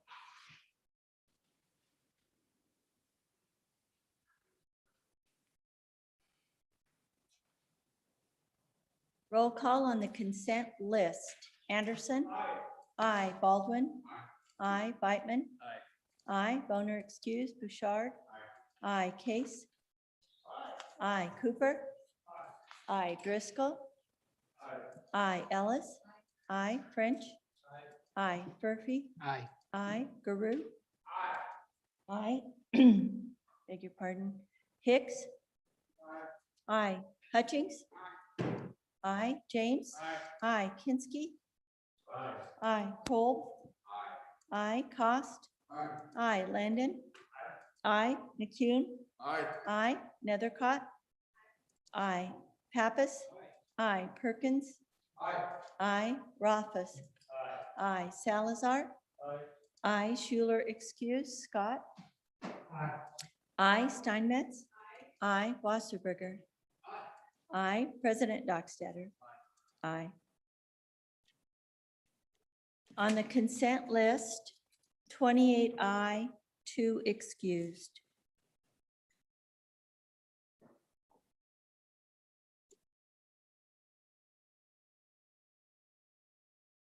House Bill 51, are there any changes? Bouchard? Aye to no. Steinmetz? Conflict? Scott? Conflict? Perkins? Conflict? Driscoll? Conflict. Thank you. McCune? Aye to no. James? No. Case? No. Closing vote.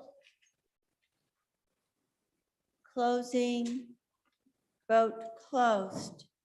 House Bill 51, 20 aye, 4 no, 2 excused.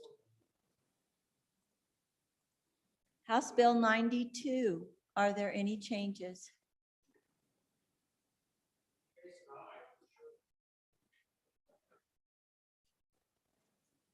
Closing vote. Closing vote closed. House Bill 92, 28 aye, 2 excused. House Bill 136, are there any changes? Hutchings, no. French, no. Closing vote. Closing vote closed. House Bill 136, 26 aye, 2 no, 2 excused. House Bill 158, are there any changes? Scott? No. Case, I to know. Baldwin, I to know. Rothfuss, I to know. Closing vote. Docksteder, no. Closing vote. Closing. French, I to know. Closing. Vote closed. House Bill 158, 22 aye, 6 no, 2 excused. House Bill 163, are there any changes? Closing vote. Closing. Vote closed. House Bill 163, 28 aye, 2 excused. House Bill 166, are there any changes? Ellis, conflict? Case, I to know. Closing vote. Nethercott, I to know. Closing vote. Closing. Vote closed. House Bill 166, 25 aye, 2 no, 2 excused, and 1 conflict. House Bill 170. Are there any changes? Bouchard? I to know. Case? I to know. Beitman? No. McCune? No. Hicks? No. Kinsky? No. Perkins? No. Steinmetz? No. Hutchings? No. Salazar? No. Kolb? No. Baldwin? No. Cost? No. Driscoll? No. French? No. Scott? No. Nethercott? No. Cooper? No. James? I to know. Landon? No. Ellis? No. Docksteder? No.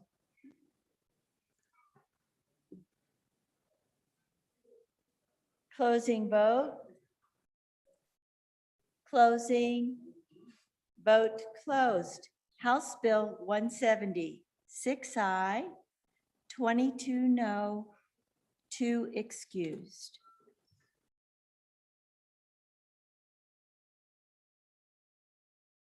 House Bill 187. Are there any changes? Nethercott, no. Closing vote. Closing. Vote closed. House Bill 187, 27 aye, 1 no, 2 excused. House Bill 189, are there any changes? Case, I to know. Bouchard, I to know. Closing vote. Closing. Vote closed. House Bill 189, 26 aye, 2 no, 2 excused. House Bill 239, are there any changes? Closing vote. Closing. Vote closed. House Bill 239, 28 aye, 2 no. I'm sorry, 2 excused. Beg your pardon.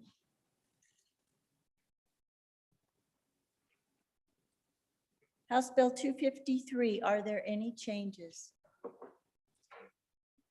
Case, I to know. Rothfuss, I to know. Guru, I to know. Closing vote. Closing vote closed. House Bill 253, 25 aye, 3 no, 2 excused. House Joint Resolution 13. Are there any changes? Rothfuss? No.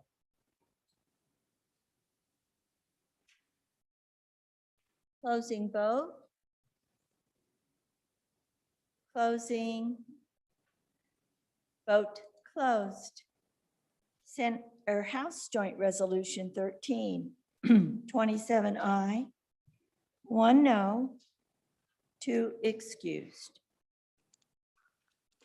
Having received the affirmative vote of the majority of the members elected to the Senate, House Bill 51, Meat Processing Programs, House Bill 92, Revisers Bill, House Bill 136, Inclusive Ballot Language, House Bill 158, Local Land Use Planning and Zoning, House Bill 163, Federal Congressional Elections Residency, House Bill 166, Utilities Presumption Against Early Facility Retirements, House Bill 187, Elected Official Residency Requirement, House Bill 189, Mine Product Taxes for Natural Gas Consumed on Site, House Bill 239, Workers' Compensation Student Learner Agreements, House Bill 253, Higher Education Ban on Funding for Abortions, and House Joint Resolution 13, Support of Taiwan, have passed the Senate.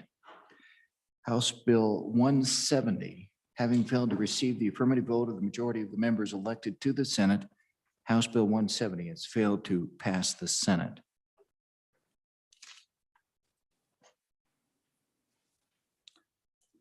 House Bill 127 for a third reading of the House bill. House Bill 127, Public Health Amendment, sponsored by Representative Barlow, an act relating to the public health.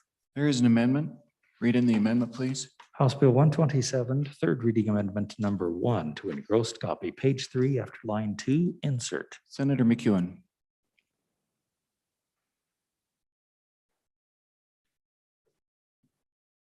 I move amendment number 1 to That'd be third reading amendment number 1, sir. third reading amendment number 1 to House Bill 127, and I ask for your favorable consideration. Go ahead. Reading is fundamental. You're It's You're fine. Thank you.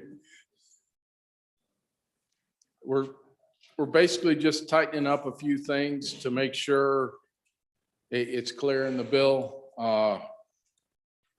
The legislature will have oversight, and if we do meet and change some of the mandates, it cannot be overridden by a previous order or a county or state district health officer. And it can't be subject to modification, repeal, or abrogation.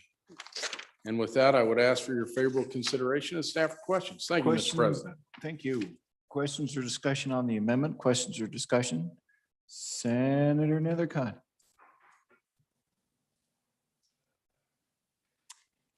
Thank you, Mr. President.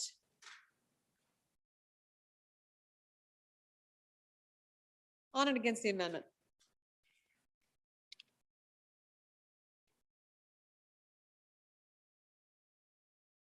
You know, throughout this conversation, we have had the struggle with the role of the legislature, the role of genuine subject matter experts, and the role of the executive branch. Recognizing that we all are medical doctors in the legislature, but I do think that this is dangerous territory. The previous amendments we passed on this bill are consistent with the Senate file passing in this body as well, and so there was some parity there. But this again goes beyond, I think, what was originally there, and I think could be genuinely going too far. Again, what we are doing here is we're talking about a pandemic, and we're making laws based on the one we just experienced. Right? Yeah, that's exactly what we're doing.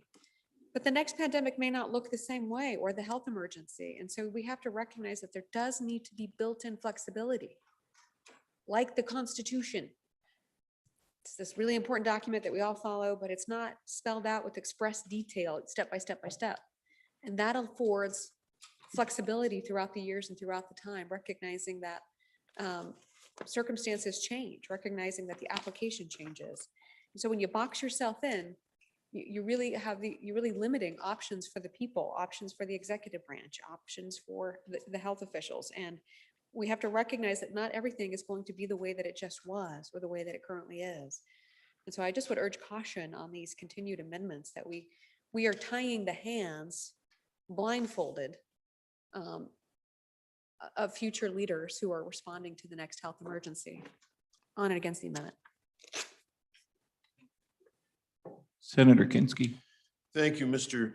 President. On and for the amendment, I think it resolves potential ambiguity in the law and I believe is true to the intent that the bringer of the amendment and the sponsor of the bill had, and I think a number of us thought we were voting on. So let's walk through this here. Under current law, the county health officer has quite a bit of authority, or if there's a municipal health officer, has quite a bit of authority. And this bill sought to change that by saying that's true for the first 10 days, and it could be true longer unless the county weighs in and says, here's how we're going to modify that order. And, we're not going to do this, or we're going to do this that way. The problem is there's still another statute that gives that county health officer all kinds of authority. So it was unclear whether the county health officer can still issue orders and the county commission can still issue orders. And so what this says is if the county commission or the town council after 10 days weighs in and said, here's how we're going to modify the orders, that's it. We're not going to have two competing authorities in the community deciding what the health order is.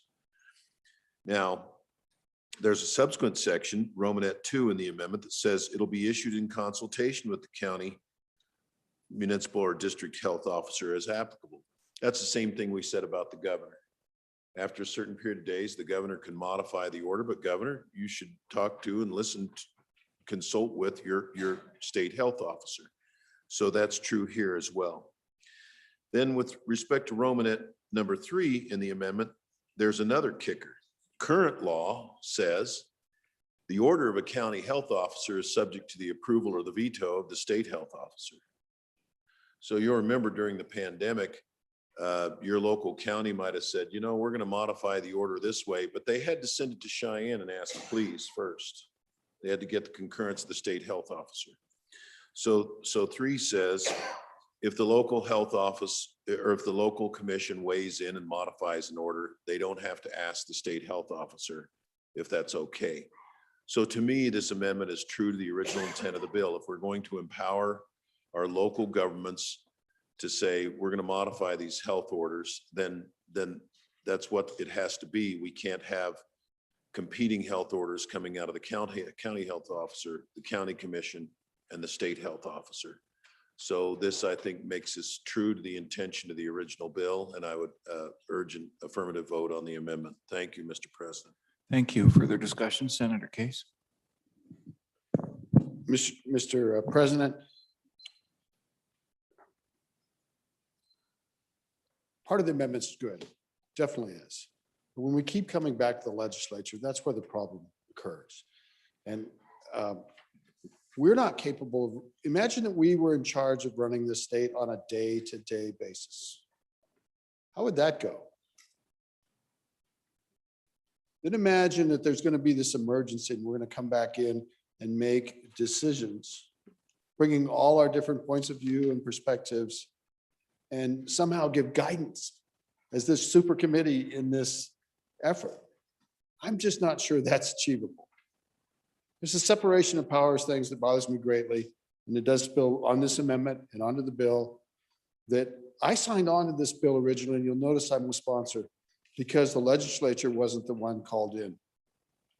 And we need to fix the Constitution where it says that possibly we can't come to or we have to hold our own called sessions at the Capitol. We need to fix that. And there are reasons that could become apparent in the future that we can't plan for, that would call it encourage us to come and change the law regarding a special session. We're not going to get into the day-to-day overriding orders. It's not our role. It's not a good place. So against the amendment and against the bill. Further discussion? Further discussion? We are on third reading amendment number 1 to House Bill 127. Want to go back to Senator McHugh and wrap it up for us? Just point out one last time, state constitution, Article 1, Section 38, paragraph C clearly puts this into our purview. I would also say, you're right, we're not doctors. But most of us aren't lawyers either, and we pass laws. And as far as the next pandemic, yeah, it's going to look different. So should we just sit on our laurels and wait and see what happens, or get prepared for it? And one last comment, the different points of view and perspectives, when we get together, is what makes this body so good. It's the different opinions and the different outlook on things that allow us to pass quality legislation. And with that, I would ask for your aye vote. Thank you, Mr. President. Question being called. Third reading amendment number 1 to House Bill 127. All those in favor say aye. Aye. Those opposed, nay. The amendment has passed. Back on the bill. Question on the bill. House Bill 127, having been read 3 separate times, the question is, shall the bill pass? The Chief Clerk will call the roll.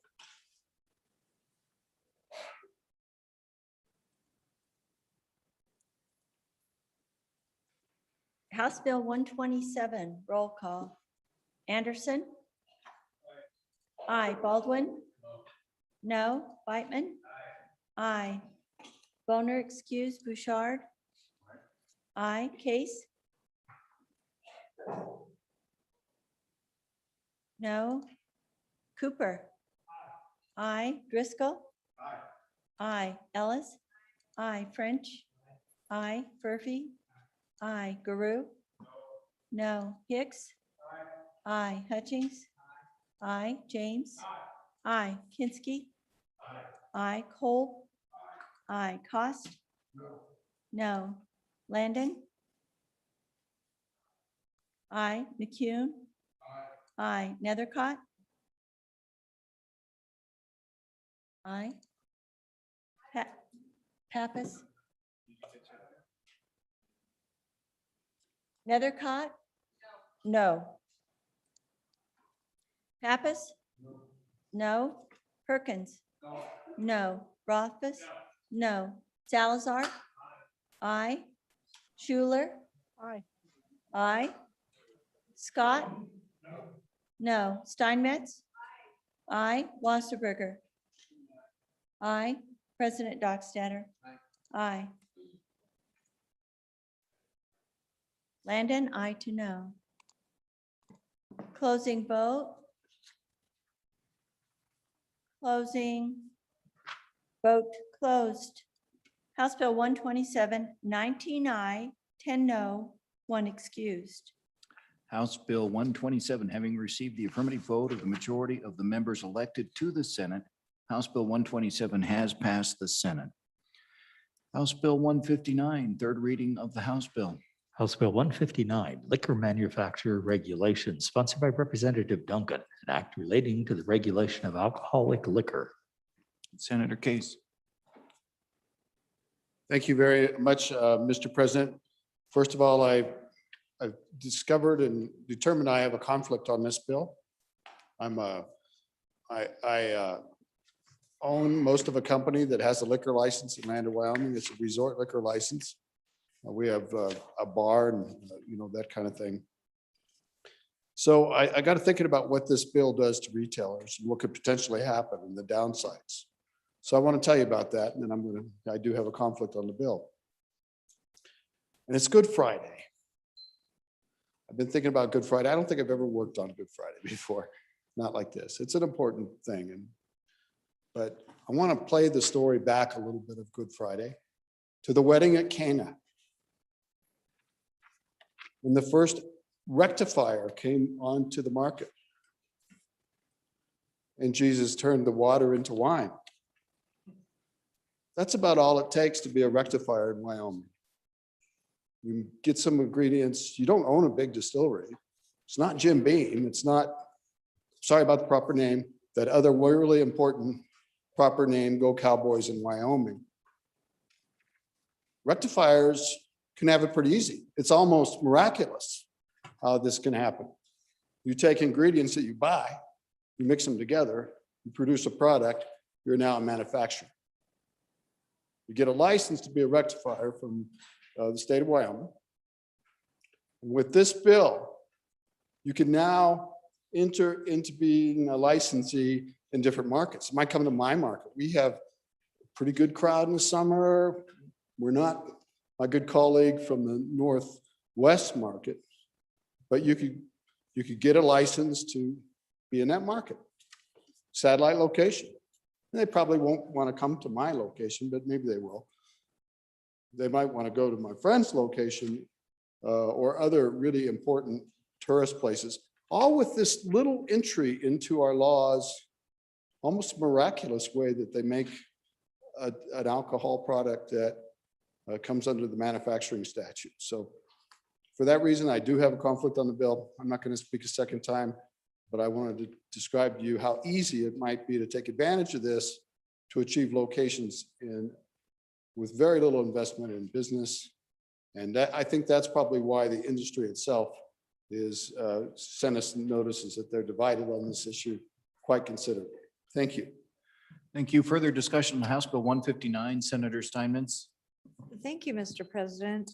I'm going to be voting no on this bill as well. And just because there's such a division in the industry, and in my time here in the legislature, I've noticed that if we have an interim topic or some other ways to work through these things, it's a little fairer outcome for everyone. And so I will be a no on this. Hopefully this could be an interim topic where everyone can weigh in and we can get some consensus in the industry. Thank you, Mr. President. Thank you. Further discussion? Senator Landon. Well, thank you, Mr. President. I appreciate the opportunity to talk about this bill. On committee of the whole, we didn't have much of an opportunity the other night, so this is actually terrific. And just to clear something up, this has been an interim topic for the Corporations Committee just last year. Went all the way through the interim, and it was kind of decided by some folks that they wouldn't bring it forward. Primarily those who represent our liquor industry. And by the way, they're friends of mine. They're great folks and represent their industry well. You know, the senator from Goshen County is exactly right. There's division on this bill. There are people who think that we should not do this yet because, you know, not everybody is in favor of it. Your committee the other night, though, voted in favor of some free enterprise. These distilleries, there are a couple in our state, almost 3 now, that are ready to branch out and continue to grow. Mr. President, this distillery industry is a going thing in Wyoming. One of the distilleries, $1 million through the liquor warehouse just last year in sales, with a 17.8% markup. That gives you an idea of just one of those distilleries. A couple of the distilleries, you know, are not in favor of this. In fact, I think there's 9 or 10, and 2 or 3 are not in favor. I got a text yesterday that said 6 or 7 are on board now. The fact is, all we're doing is just telling these distilleries who are ready, Mr. President, that they can branch out beyond a first satellite location to a second tasting room satellite location. If they choose to go to another community, that community has to welcome them in. They have to be approved. That's the stopgap. Let me tell you a little bit about those satellite operations. These distilleries, that's really the only opportunity they have to build their brand awareness is through that. And the only thing they can do at that tasting room is sell their product. That's it. They can sell some t-shirts. But Mr. President, the feeling of the committee was we should support this industry. If they're ready to grow and spread their wings, our other operations are going to be fine. This doesn't come to you as a committee bill. This comes to you from some very enthused members of the other body who picked it up and said, you know what, we should have made this a committee bill. And the testimony was compelling to us. And so we brought it here to this body because we thought that it had merit as well. Mr. President, I think this is a small step in a direction that helps those distilleries out there to continue growing in our state. And I hope you'll support the bill. Thank you. Thank you. Senator Anderson. Mr. President, on and for the bill.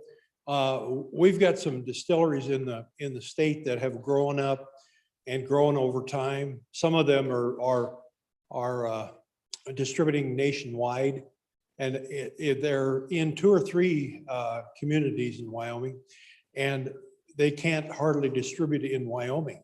So we've limited the distillers from having satellites, but we have not limited wine or beer from having satellites where they could distribute their goods. So all they're doing is asking that they could distribute their goods in the satellite locations.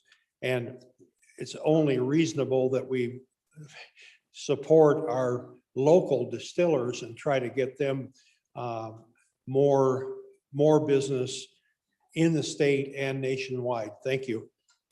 Further discussion, we are on 159 liquor manufacturer regulations. Senator Ellis. Thank you, Mr. President. It seemed like a very simple bill when I first saw it, and generally support more competition, especially for our Wyoming grown businesses. And so I didn't see this being controversial, and until today. I heard from a distiller in my community who's got one satellite location in downtown Cheyenne. And so I spent some time visiting with this individual. And I think that the thing that I have concern about is, we've heard this maybe should be an interim topic, but I think we've heard that discussed of why it still came about. But it brings me great unease that in the time it was introduced in early March until today in early April, that during that time there wasn't discussion about solutions. And I actually just received, potential idea for an amendment. Obviously, we're working on an accelerated schedule, so there's no time to work through those concepts. And that's unfortunate. And that's actually why I voted against moving these bills onto an accelerated schedule. I don't think we do our best work when we're hurried. I would like more time to think about this. But along those lines, I get nervous about that. If this was such a priority, why didn't I hear about it earlier on in the process? I do get nervous on those last minute notes that come in that say, all of a sudden, this is terrible, please don't advance it. And so I'm really struggling with this, Mr. Chairman, because I like the bill. I'm listening to the concerns of my constituent, and it's a tough issue, but I just wanted to say this, I think, is the reason we shouldn't be hurrying the process. Thank you, Mr. President. Thank you, Senator. Further discussion? Senator Kolb. Thank you, Mr. Chairman. This discussion is kind of amazing. I mean, we're facing an economic downturn, and we talk about economic diversity, yet now we have a conversation we shouldn't do it. Because why? Well, it could be competition for some other folks. That's the nature of business. I am standing for this bill. I think it's a good economic move for the state. It's something positive. Thank you, Mr. Chairman. Thank you. Remind the membership, they do have the ability to, a member of the Senate can request that a bill can be laid back. Senator Landon. Well, Mr. President, just to bring us home on the bill, we talked about what the good senator from Laramie County just brought up on the floor. We talked about that in committee, and the fact that not every single one of these 10 distilleries is ready for a second satellite operation, and indicated to us that we really should hold this thing up until everybody agrees. And I said, well, let me ask you, if the coin was flipped and you were one of the 2 that is ready to grow, would you want to stand down and wait until the other 7 or 8 catch up? Or would you like to continue to grow? just because those distilleries are in different stages of development, Mr. President. I say if the horse wants to run, we should let him. Just, something to remember. These satellite operations aren't just going to come in the dark of the night. They have to have permission to come into the community. This is a free enterprise bill, Mr. President, and I fully understand. Believe me, after a couple of years of being your chairman on corporations, I get it. We've got a 3-tiered system. We've got federal law that says we can't do certain things. And we like to slow the process down. We have for 100 years slowed the process down in the development of our liquor laws. And I get that. And again, I understand my friends who represent our liquor industry. They're good at what they do and they're good friends of mine. I have supported their initiatives time and again because I really appreciate all those retail businesses out there too. But this one, we just have a little disagreement here. A lot of us in this legislature. I think this is time, and this is the bill that allows us to move this thing forward a little bit. A couple of years from now, we may visit it again. Mr. President, I represented to you that breweries had locations like this. They don't. And I want to apologize on committee of the whole for misleading. The wineries do. This would bring our distilleries up to where our wineries are. And with that, Mr. President, I would ask that you support the bill. Further discussion? Question being called. House Bill 159, liquor manufacturer regulations, having been read 3 separate times. The question is, shall the bill pass? The chief clerk will call the roll.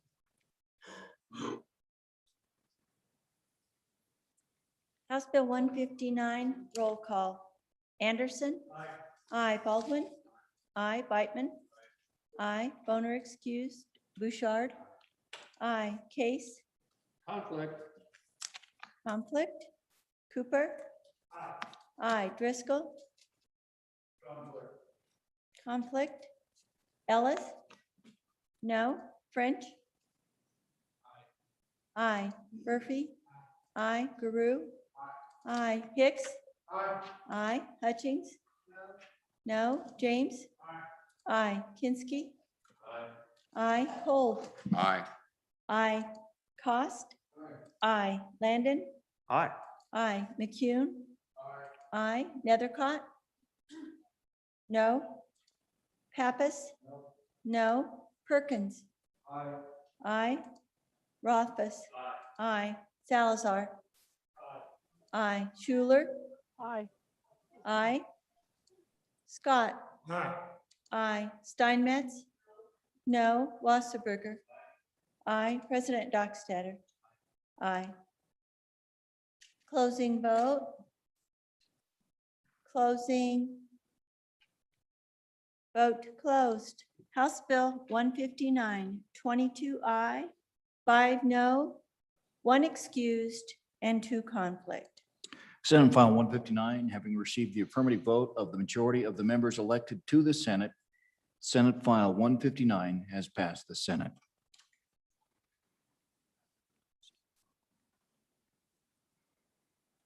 House Bill, excuse me, let's go back and read that. The last one on the reading. House Bill 159, having received the affirmative vote of the majority of members elected to the Senate, House Bill 159 has passed the Senate for the record. House Bill 236, first reading of the House Bill. House Bill 236, firearms transactions, financial discrimination, sponsored by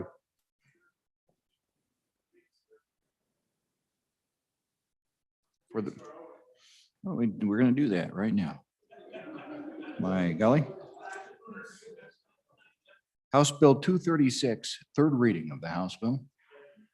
House Bill 236, firearms transactions, financial discrimination, sponsored by Representative Washut, an act relating to banks, banking, and finance. There are no amendments. Senator Case, I'm going to go with Senator Furphy unless Senator Case has something. No? I'll go second, Mr. He Okay, pulled it off. that's right. That's why I was wondering. Senator Furphy, it's all yours. You got the floor. Thank you, Mr. President. Well, I've been contacted by a lot more banks in our state. They're very concerned about this bill. We complain about overregulation at the national level on industry. Well, guess what? That's what we're trying to do here on banks in our state. We're trying to overregulate our banks. The purpose of this bill is a national problem. It is, as I said previously, it is not a state problem. The banks are concerned, it looks like because of this bill, that we've got a problem in our state. We don't have a problem in our state. It is a national problem with the big national banks. Our state is open for business. We're trying to attract these businesses here. In actuality, we have attracted some very nice firearms companies to our state. We have a very good one in my community. We have one in this city, and we had just last year attracted a very good one in the northern part of our state. We're out there fighting for this business. We want it here. And in fact, when we get close to attracting these businesses, the banks are fighting over trying to get their business. Not saying we're discriminating against them. We want them here and the banks want their business. But this bill makes it look like, wow, we've got a problem in this state. Actually, some of the banks have participated, and I can't use the name, but the national show in the state, west and south of us, it is a big national show, and our banks have been there trying to attract this business. So please vote no on this bill because it looks like we've got a problem here that we don't have a problem. So thank you, Mr. President. Thank you. We are on House Bill 236, third reading, firearms transaction financial discrimination. Senator Case. Mr. President, kind of on the same lines, I don't think this is a Second Amendment bill. It's about economic development. We're not promoting Second Amendment rights by doing this. We are working economic development as part of a strategy to attract firearms manufacturers. But what it really does, Mr. President, is it interferes with the freedom of speech to take your money, to invest in what you think. And when I think how much we have worked in Wyoming to have a positive environment for business, I look at the work of our Corporations Committee.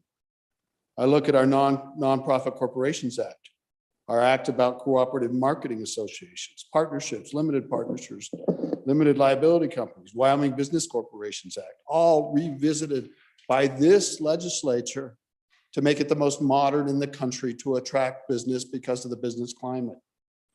The Close Corporation Supplement, the Nonprofit Corporations Act, the Cooperative Utilities Act, the Uniform Partnership Act. Exhaustive work has gone into this. Uniform Unincorporated Nonprofits, Statutory Trust Act, Close Limited Liability Company Supplement, Wyoming Limited Liability Company Act. Came out of your Corporations Committee.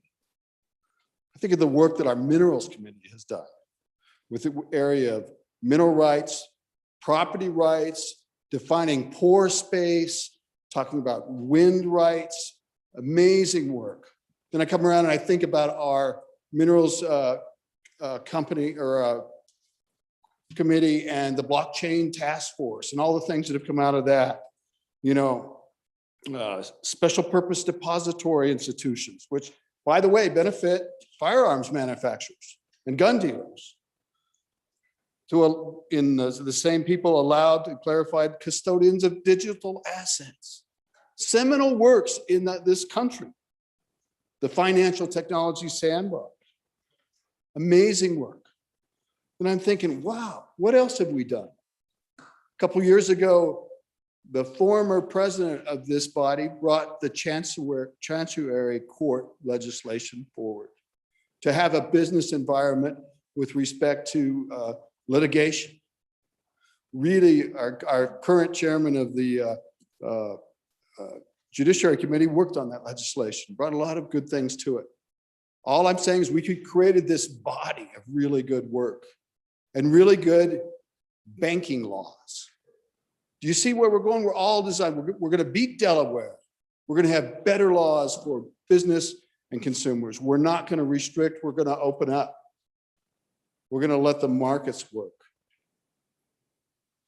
This legislation sends the opposite signal. Red flag, red flag. If you come to Wyoming, start a business, they might restrict your business because of laws with respect to this case, firearms. They might respect your freedom of choice to do your business. Huge red flag. Look at that body of work that we've done. We can be so proud. We're the best in the country. We've all worked hard to get there in our different ways. Why would we put this kind of restriction on when the very people that it would apply to, they're not asking for it? And that firearms companies are wanting to come to Wyoming because of a favorable climate. But we don't just want firearms companies. Banks need more business.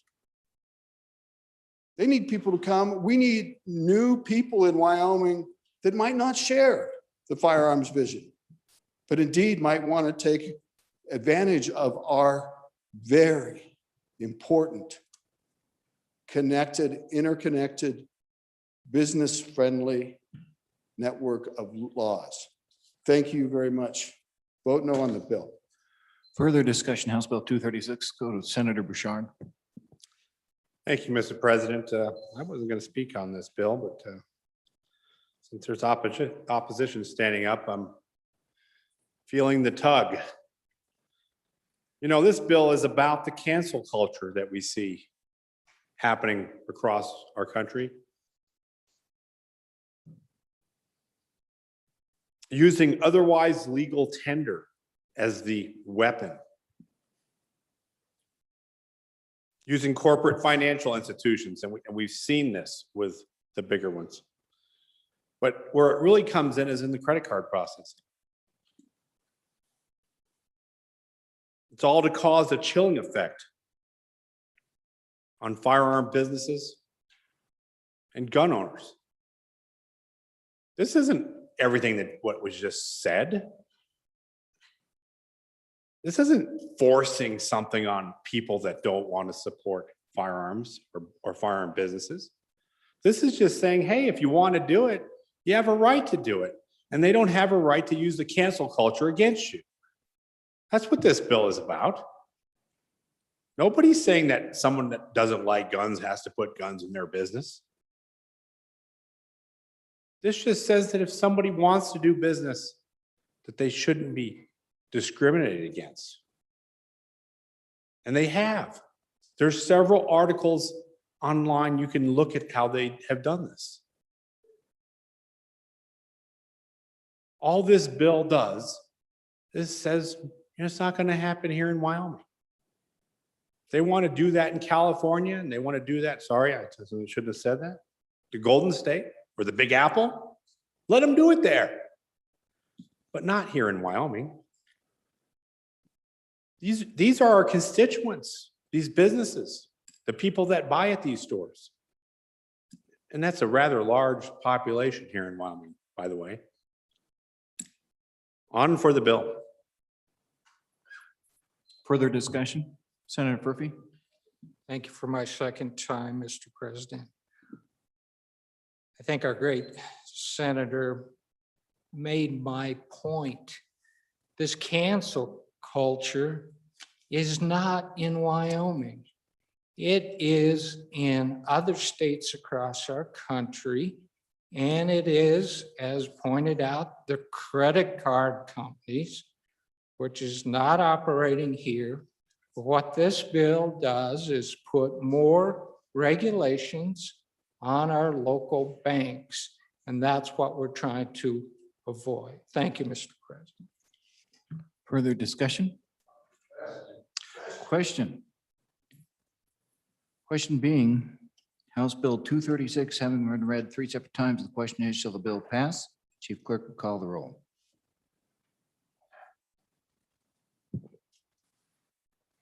House Bill 236, roll call. Anderson? Aye. Baldwin? Aye. Beitman? Aye. Boner, excuse. Bouchard? Aye. Aye. Case? No. Cooper?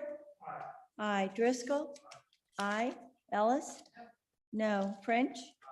Aye. Murphy? No. No. Guru? No. Hicks? Aye. Hutchings? Aye. James? Aye. Kinsky? Aye. Cole? Aye. Cost? Aye. Landon? McCune? Aye. Nethercott? Aye. Pappas? No. Perkins? No. Rothfuss? No. Salazar? Aye. Schuler? Schuler? Excuse- Aye. Scott? Aye. Steinmetz? Aye. Wasserberger? Aye. Landon? Excused, Mr. President? Excused. President Dockstader? Landon? Landon, aye. Dockstader? Aye. Closing vote. Perkins, no to aye. Landon, aye. Closing vote. Closing. Vote closed. House Bill 236, 23 aye, 6 no, 1 excused. House Bill 236 having received the affirmative vote of the majority of the members elected to the Senate, House Bill 36 has passed the Senate. Signing of enrolled acts. Enrolled Act number 76. House Enrolled Act number 76, being original House Bill 156, an act relating to alcoholic beverages. About to sign House Enrolled Act number 76, the same being House Bill 156.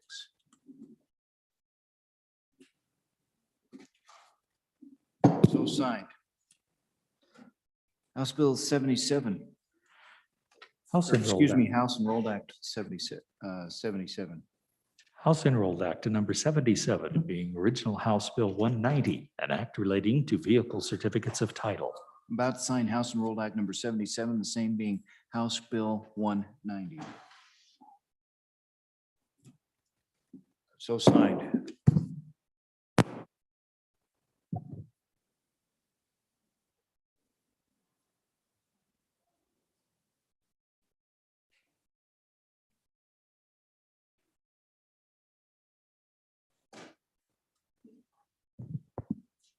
House Joint Resolution 3, the same being House Joint Resolution 11.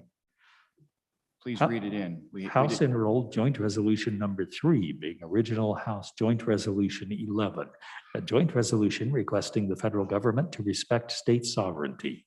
Noting for the record, that has been previously signed, but we had to officially read it in. Thank you. Mr. Majority Floor Leader, would you like to have us break for a moment while we get some concurrences in order, put some concurrences in order? What would you like us to do? Mr. President, I'd like to stand at ease till the sound of the gavel. Thank you. You've heard that. So stand at ease until the sound. of the 10, gavel. 15 minutes. Okay.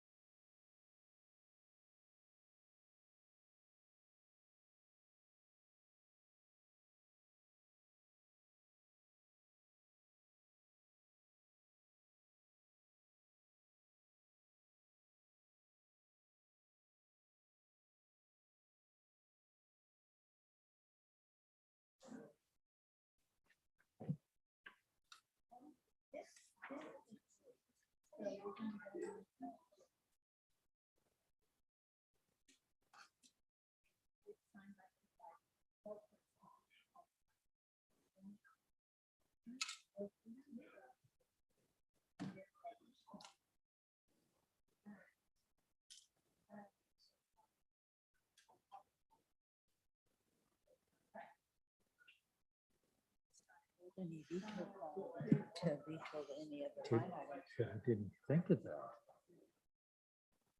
Interesting.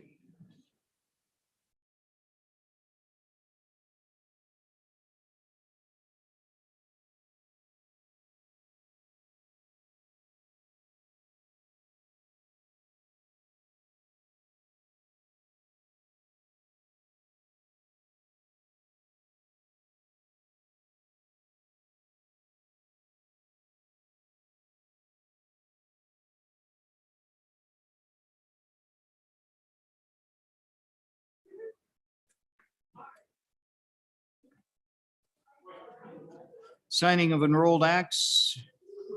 Enrolled Act 64. Senate Enrolled Act 64.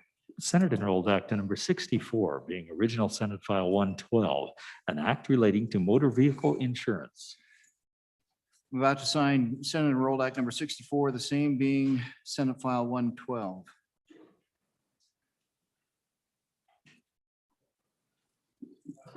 So signed. Senate Enrolled Act 65. Senate Enrolled Act number 65, being original Senate File 76, an act relating to the Broadband Development Program.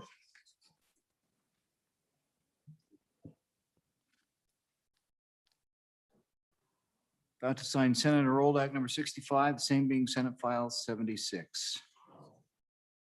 So signed.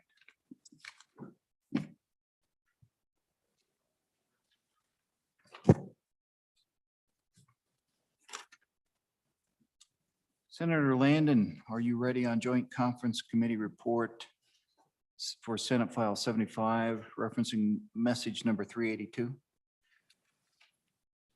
I am, Mr. President. Thank you. If I could have that read in, please. Message number 382, referencing Senate File 75. Senator Landon. Thank you, Mr. President. I would move House Message number 382, Joint Conference Committee report referencing Senate File 75 Protective Orders Amendments. Fellow Senators, this is a bill that went out of here quite some time ago. You might remember that it pertains to the protective orders that are used in our courts in first appearance sort of situations. And what that little bill did was to put into statute the use of those stipulated orders, and also some language that would clarify that those would stand the test when it came to a subsequent offense and therefore a felony. It comes back to us from the conference committee. Mr. President, it's not what they wanted, and it's not what we wanted. What we did, we took 2 of their amendments off, and we allowed 1 amendment to stay there. The amendment that was allowed to stay, I want to read real carefully and quickly for you, Mr. President. After a respondent has been advised in writing of the nature of an evidentiary hearing, including benefits and detriments of a hearing as opposed to a stipulated agreement.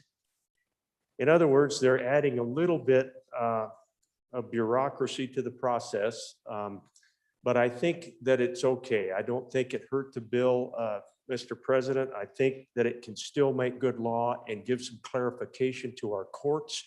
That was the purpose of the bill in the first place, was to clear up some confusion out there. I think we did the job with it. So, Mr. President, I would ask the Senate to vote aye. Further discussion? Any discussion? Motion is that Senate do adopt Joint Conference Committee report on Senate File 75. This is regarding reference messaging 382. Request is to vote aye. Chief Clerk will please. We'll just hold for just a moment.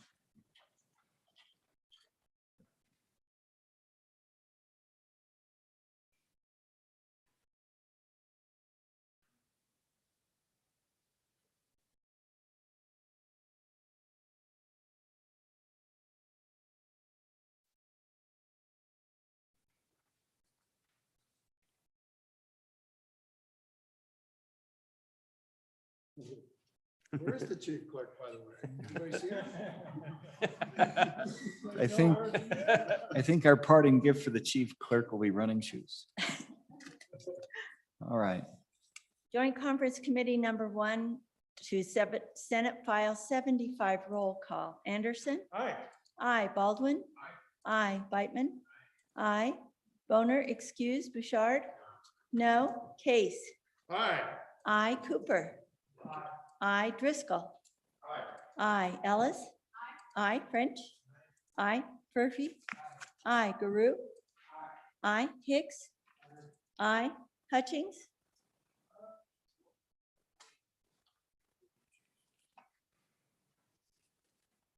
Hutchings, aye. James? No. Kinsky? Aye. Cole? Aye. Cost? Aye. Landon? Aye. McCune? Aye. Nethercott? Aye. Pappas? Aye. Perkins? Aye. Rothfuss? Aye. Salazar? Aye. Schuler? Excused. Scott? Aye. Steinmetz? Aye. Wasserberger? Aye. President Dockstetter? Aye.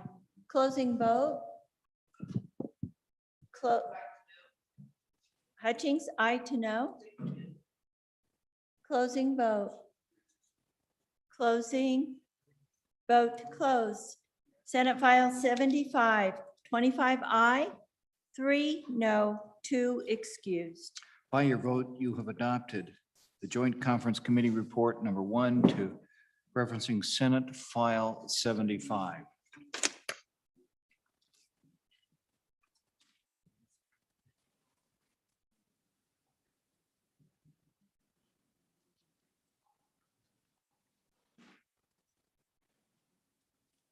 Just pause before we go to concurrences and have the House messages read. From the House of Representatives, April 2, 2021, message number 402. Mr. President, Senate File 157, Property Rights Limitation on Local Authority has passed the House on third reading in an amended form. Ayes 39, noes 21, excused 1. Concurrence requested. April 2, 2021, message number 407. Mr. President, Senate File 130, Charter Schools passed on third reading in an amended form. And the House does request concurrence. Ayes 44, noes 12, excused 4. Message number 408, concurrence requested. Mr. President, Senate File 38, Decentralized Autonomous Organization passed on third reading in an amended form. Ayes 58, noes 1, excused 1. Message number 405, April 2, 2021. Mr. President, Senate File 85, Property Tax Reporting and Exemption passed on third reading in an amended form. Ayes 35, noes 24, excused 1. Concurrence requested. Message number 406, Mr. President, Senate File 118, Federal Emergency COVID-19 Relief Funding passed in third reading in an amended form. Ayes 38, noes 14, excused 8. Concurrence requested. Message number 409, Mr. President, Senate File 68, Absenteeism in Public Schools, passed on third reading in an amended form. Concurrence requested. Ayes 58, noes 1, excused 1. Message number 403, conferees appointed, Joint Conference Committee number 1. Mr. President, House appointed joint conferees to meet with a like committee number 1 from the Senate on amendments to Senate File 75. House conferees are Representative Connolly, Chairman, Representative Burkhart, Representative Oakley. Message number 400, third reading passed. Mr. President, the following bills passed the House on third reading by the votes indicated. Senate File number 15, Temporary Licensing and Permitting Authority 2, ayes 59, excused 1. Message number 401, Senate File number 28, Motor Vehicle Security Interest Perfection, ayes 58, noes 1, excused 1. Message number 404, Senate File number 34, Born Alive Infant Means of Care, ayes 48, noes 11, excused 1. Message number 410, Senate File number 76, Broadband Development Program Amendments, ayes 58, noes 1, excused 1. Message number 411, Senate File number 112, Insurance Discount for Accident Prevention Training, ayes 58, noes 1, excused 1. Signed, Wendy Harding, House Chief Clerk. Thank you. Okay, we're going to go to concurrence request. Senator Biteman, are you ready with message number 402, referencing Senate File 157? Senator? I am, Mr. President. Read I it would in. Let's move- have it read in and then we'll have you move it. I would move that the Oh. golden voice read it in. Oh, yes. Message number 402, referencing Senate File 157, Property Rights Limitation on Local Authority. Thank you, Senator Biteman. All right, thank you, Mr. President. I would move concurrence on message number 402 on Senate File 157 and urge your aye vote. Our friends down the hall took some liberties with our good little bill and kind of reworded it a little bit, but didn't do no harm. And personally want to thank the good appropriations chair on this end for his work on his amendment. I personally like it better, but you know, to each their own. Nothing worth fighting for, and let's get her done. I'll vote aye. Any discussion? Any discussion? This is on concurrence, Senate File 157. The motion is the Senate do concur on Senate File 157 and vote aye. Chief Clerk, please call the roll.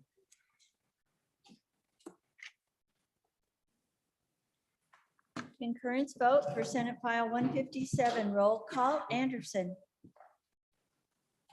Aye. Baldwin. Aye. Biteman. Aye. Aye. Boner excused. Bouchard. Aye. Case. No. No. Cooper. Aye. Driscoll. Aye. Ellis. Aye. French. Aye. Murphy. Aye. Guru. No. Hicks. No. Hutchings. Aye. James. Aye. Kinsky. Aye. Cole. Aye. Cost. Aye. Landon. Aye. Aye. McEwen. Aye. Nethercott. Aye. Pappas. Aye. Perkins. Aye. Rothfuss. Aye. Salazar. Aye. Schuler excused. Scott. Aye. Oh, I'm sorry. Schuler. Aye. Thank you. Scott. Aye. Steinmetz. Aye. Wasserberger. Aye. President Dockstader. Aye. Closing vote. Closing. Vote closed.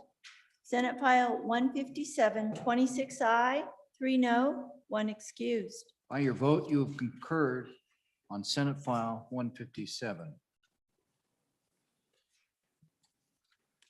Senator Ellis, are you ready with the message number 409 referencing Senate File 68? Yes, Mr. President.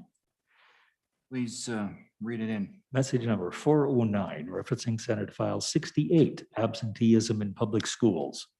Senator Ellis. Thank you, Mr. President. I move for concurrence on Senate File 68 and ask for your favorable consideration.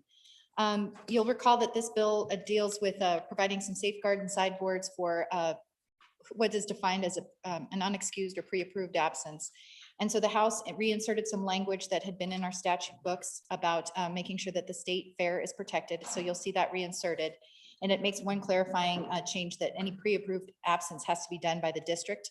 Overall, I think it achieves the spirit of the bill and would ask for your aye vote. Thank you, Mr. President. Any discussion? This is on Senate File 68. Any discussion? Motion is that the Senate do concur on Senate File 68 and vote aye. Chief Clerk, please call the roll.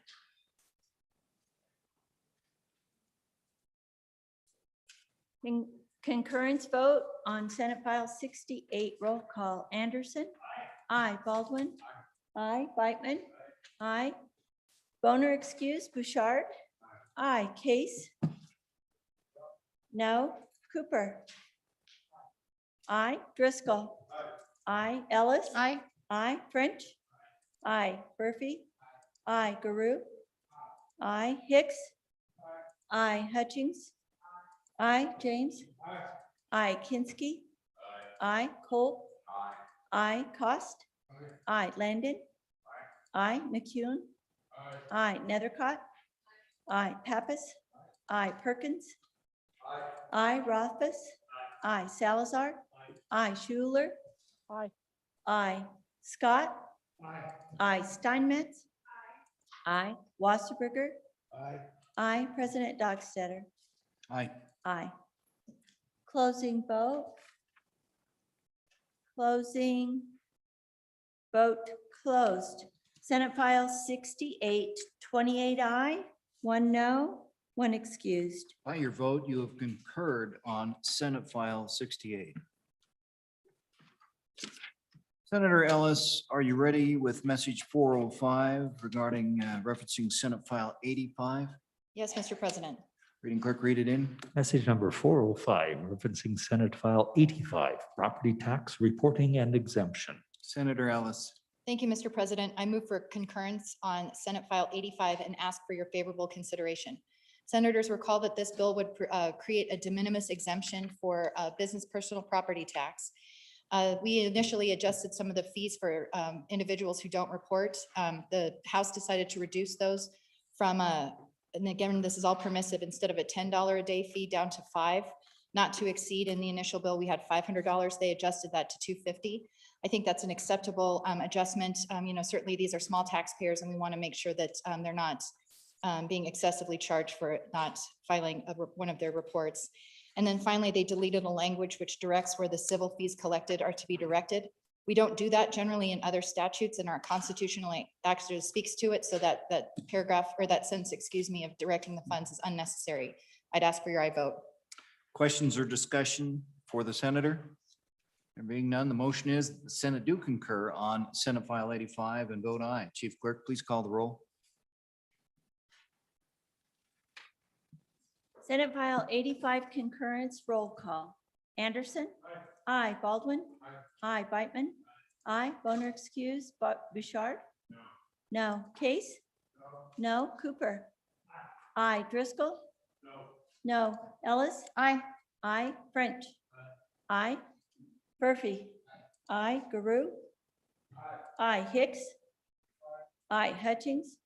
Aye. James. No. Kinsky. Aye. Kolb. Aye. Cost. Aye. Landon. Aye. McCune. No. Nethercott. Aye. Pappas. Aye. Perkins. Aye. Rothbus. No. Salazar. Aye. Schuler. Aye. Scott. Aye. Steinmetz. No. Wasserberger. Aye. President Dockstetter. Aye. Closing vote. Closing. Vote closed. Senate File 85, 22 aye, 7 no, 1 excused. By your vote, you have concurred on Senate File 85.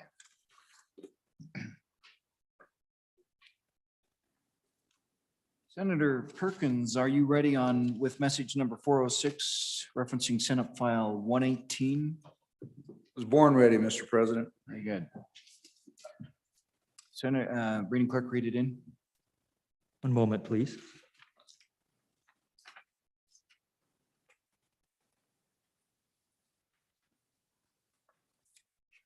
Message number 406, referencing Senate File 118, Federal Emergency COVID-19 Relief Funding. Senator Perkins. Thank you, Mr. President. I'd move message 406 referencing concurrence requests on Senate File 118, Federal Emergency COVID-19 Relief Funding, and ask the body to vote no. Vote no. Mr. President, what the folks did down the hall is they took, well, this started out as originally as a committee bill, joint conference or joint appropriations committee bill. And for the most part, the substitute bill that the counterpart in the House did was to put in a substitute bill that took the initial 3 sections and made a few minor changes to that. But then, and to their credit, Mr. President, the other side, we know a lot more about the ARPA, the American Recovery Plan Act, than we did when this left our body. And so they put it significantly, when the bill left here was 9 pages, it's now 20 pages.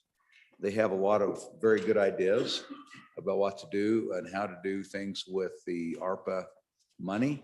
Some of them are probably some pretty good ideas that we would probably adopt and consider, and some of them are some ideas that probably need a little bit more discussion and thought. And so we'll go down to we'll visit with our friends down the hall and see if we can come to a reasonable conclusion on this. I have every expectation we will. We just need to make sure that our pencils are sharp enough. Thank you, Mr. President. Ask you to vote no. Thank you. Any discussion or questions for the senator? Motion is the Senate does not concur on Senate File 118 and vote no. Chief Clerk, please call the roll.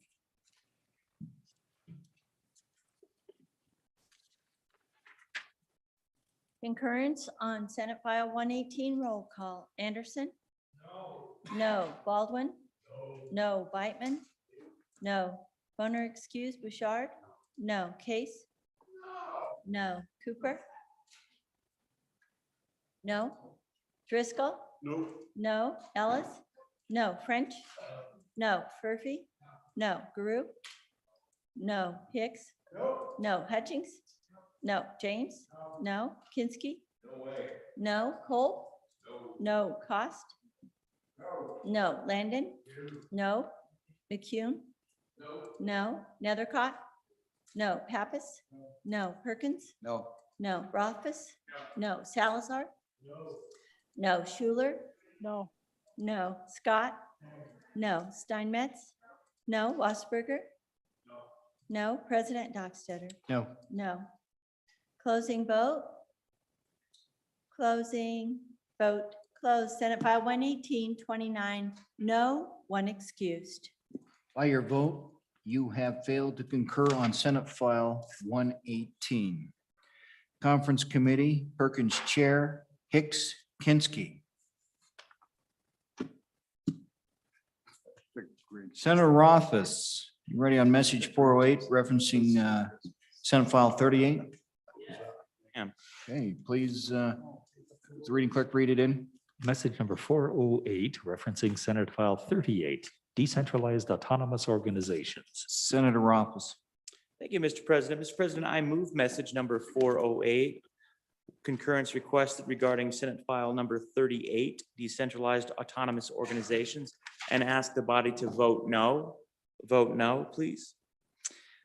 There were 3 amendments that were put on in the House on this piece of legislation that came nicely out of the Senate. And one of those is some pretty significant fees associated with this new type of supplement to the LLC Corporate Act. I'd like to go down and at the very least, visit about the level of fees that were suggested. In addition, there were 2 amendments that restructured some of the language. I believe the first amendment that's proposed doesn't work with the rest of the provisions in the legislation. And then the final statute, I'm not entirely sure what their the final amendment, I'm not entirely sure what their objective is. So I'd just like an opportunity to go visit with them with a good committee of 3 from this chamber and hear about it. Thank you, Mr. President. Questions for the good senator? Any discussions? Senator Scott. Mr. Chairman, on the the fee item, this is a Senate file, have they raised them enough to get in trouble with the constitutional provision against using Senate files as a revenue raiser? Is that the nature or just the size of it? Because it seems to me that there may be a constitutional problem as well as just raised it too much to be practical. Senator Rothfuss. Thank you, Mr. President. Mr. President, With the Senate file, there was no provision for fees. It was basically a supplement to the LLC Act, so it would have been the standard LLC fees. Nothing new, nothing different. The House chose to increase the fees rather substantially, so it's possible it could get into a constitutional provision whether or not the fees would be significant enough to be considered a revenue raiser would be subject to discussion. But certainly, it's heightened enough that it's well worth discussing. Thank you. Further questions for the senator? Further discussion? The motion is that the Senate do not concur. This is on Senate File 38. You've been asked to vote no. Chief Clerk, please call the roll.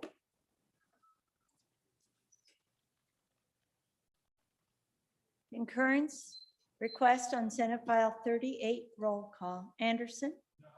No. Baldwin? No. Whitman? No. Boner excuse. Bouchard? No. Case? No. Cooper? No. Driscoll? No. Ellis? No. French? No. Murphy? No. Guru? No. Hicks? Hicks? No. Hutchings? Hutchings? No. James? No. Kinsky? No. Cole? No. Cost? No. Landon? No. McCune? No. Nethercott? No. Pappas? No. Perkins? Perkins? No. Rothus? No. Salazar? Beg your pardon. No. Schuler? No. No. Scott? No. Steinmetz? No. Wasserberger? No. President Dockstader? No. No.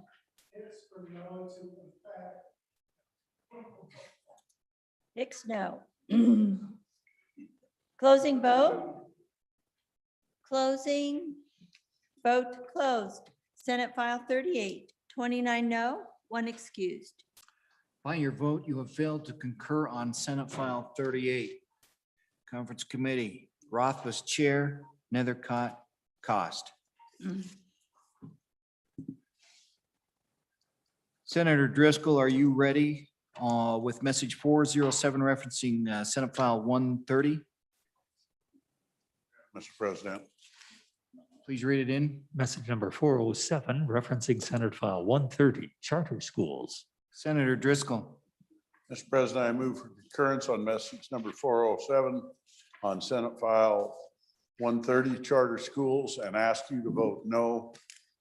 Folks, this bill left out of here, it was a 26-4 vote, was in good shape.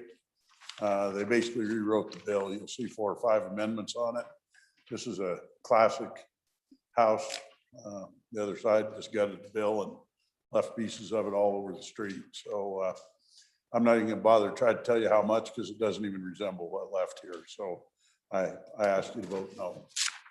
Discussion or questions for the senator? Motion is Senate does not concur. Chief Clerk, please call the roll, and you've been asked to vote no.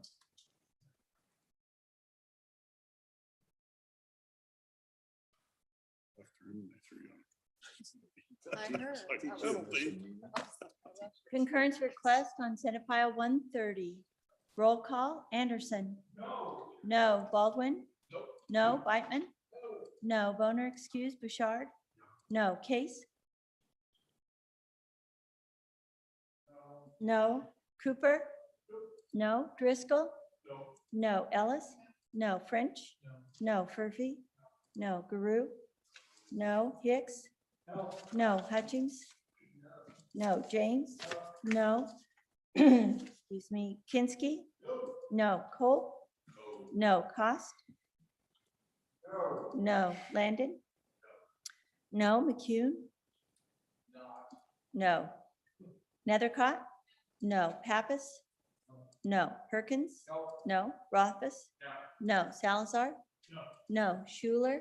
No. No. Scott? No. Steinmetz? No. Wasserberger? No. President Dockstader? No. No. Closing vote? Closing. Vote closed. Senate File 130, 29 no, 1 excused. By your vote, you have failed to concur on Senate File 130. Conference Committee Driscoll Chair, Scott and Ellis.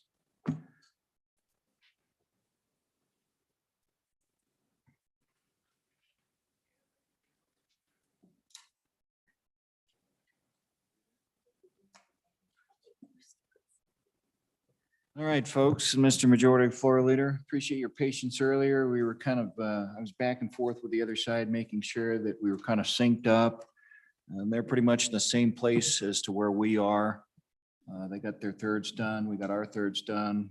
We've got a similar number of concurrences out there. I think we've done as much as we can do as we move into the Easter weekend. Mr. Majority Floor Leader, what would you like us to do? Mr. President, I move we stand adjourned until 10 a.m. Tuesday, April 6th. Everybody, before we leave, it's really important. You're going home. We got 2 days. If you're going to do it online, make sure you're available because we're going to have these votes coming back and it really will skew conference reports if we're short lots of people. So check in and make sure you're there. If you're not coming back to Cheyenne, let's make sure you're still available. Thank you. Could we counsel Mr. Majority Floor Leader for just a moment? I understand that other parts of the House are meeting at 9 o'clock on Tuesday morning to get the work going, and we don't have any committee meetings. So your thoughts, sir? I've rearranged my motion to 9 o'clock Tuesday morning. All Thank you. right. Just double check for announcements. Senator Kinski? Mr. President, just a privilege of the floor, just for an inquiry. I just want to, I'll be working from Zoom, but I emphasize again, if you need me or you need warm bodies here, let us know in plenty of time. I'll make the trip if I need to. Digital warm bodies are fine. And digitally, you know, we stand at ease until the sound of the gavel. Will staff be using that text alert system to say, hey, come back at 3:30 or whatever we've got? Or we just need to leave our Zoom on really loud at home? Okay. Let me just double check something in announcements. I understand somebody's behind the bar that could give me a head shake on that 9 a.m. 10? Okay, we'll have you come back and do that. We got some bad information. Any other announcements? Any announcements? Let's have you amend it one more time. Folks, I was going to say the kitchen staff will be in here Tuesday morning, but not as early. And they will have breakfast ready, hot meals, and then also lunch as well for those who will be in Cheyenne. That's what they told me they were doing. Let's do, okay. Well, you're gonna get it right on the third time? Move we stand adjourned till 10 a.m.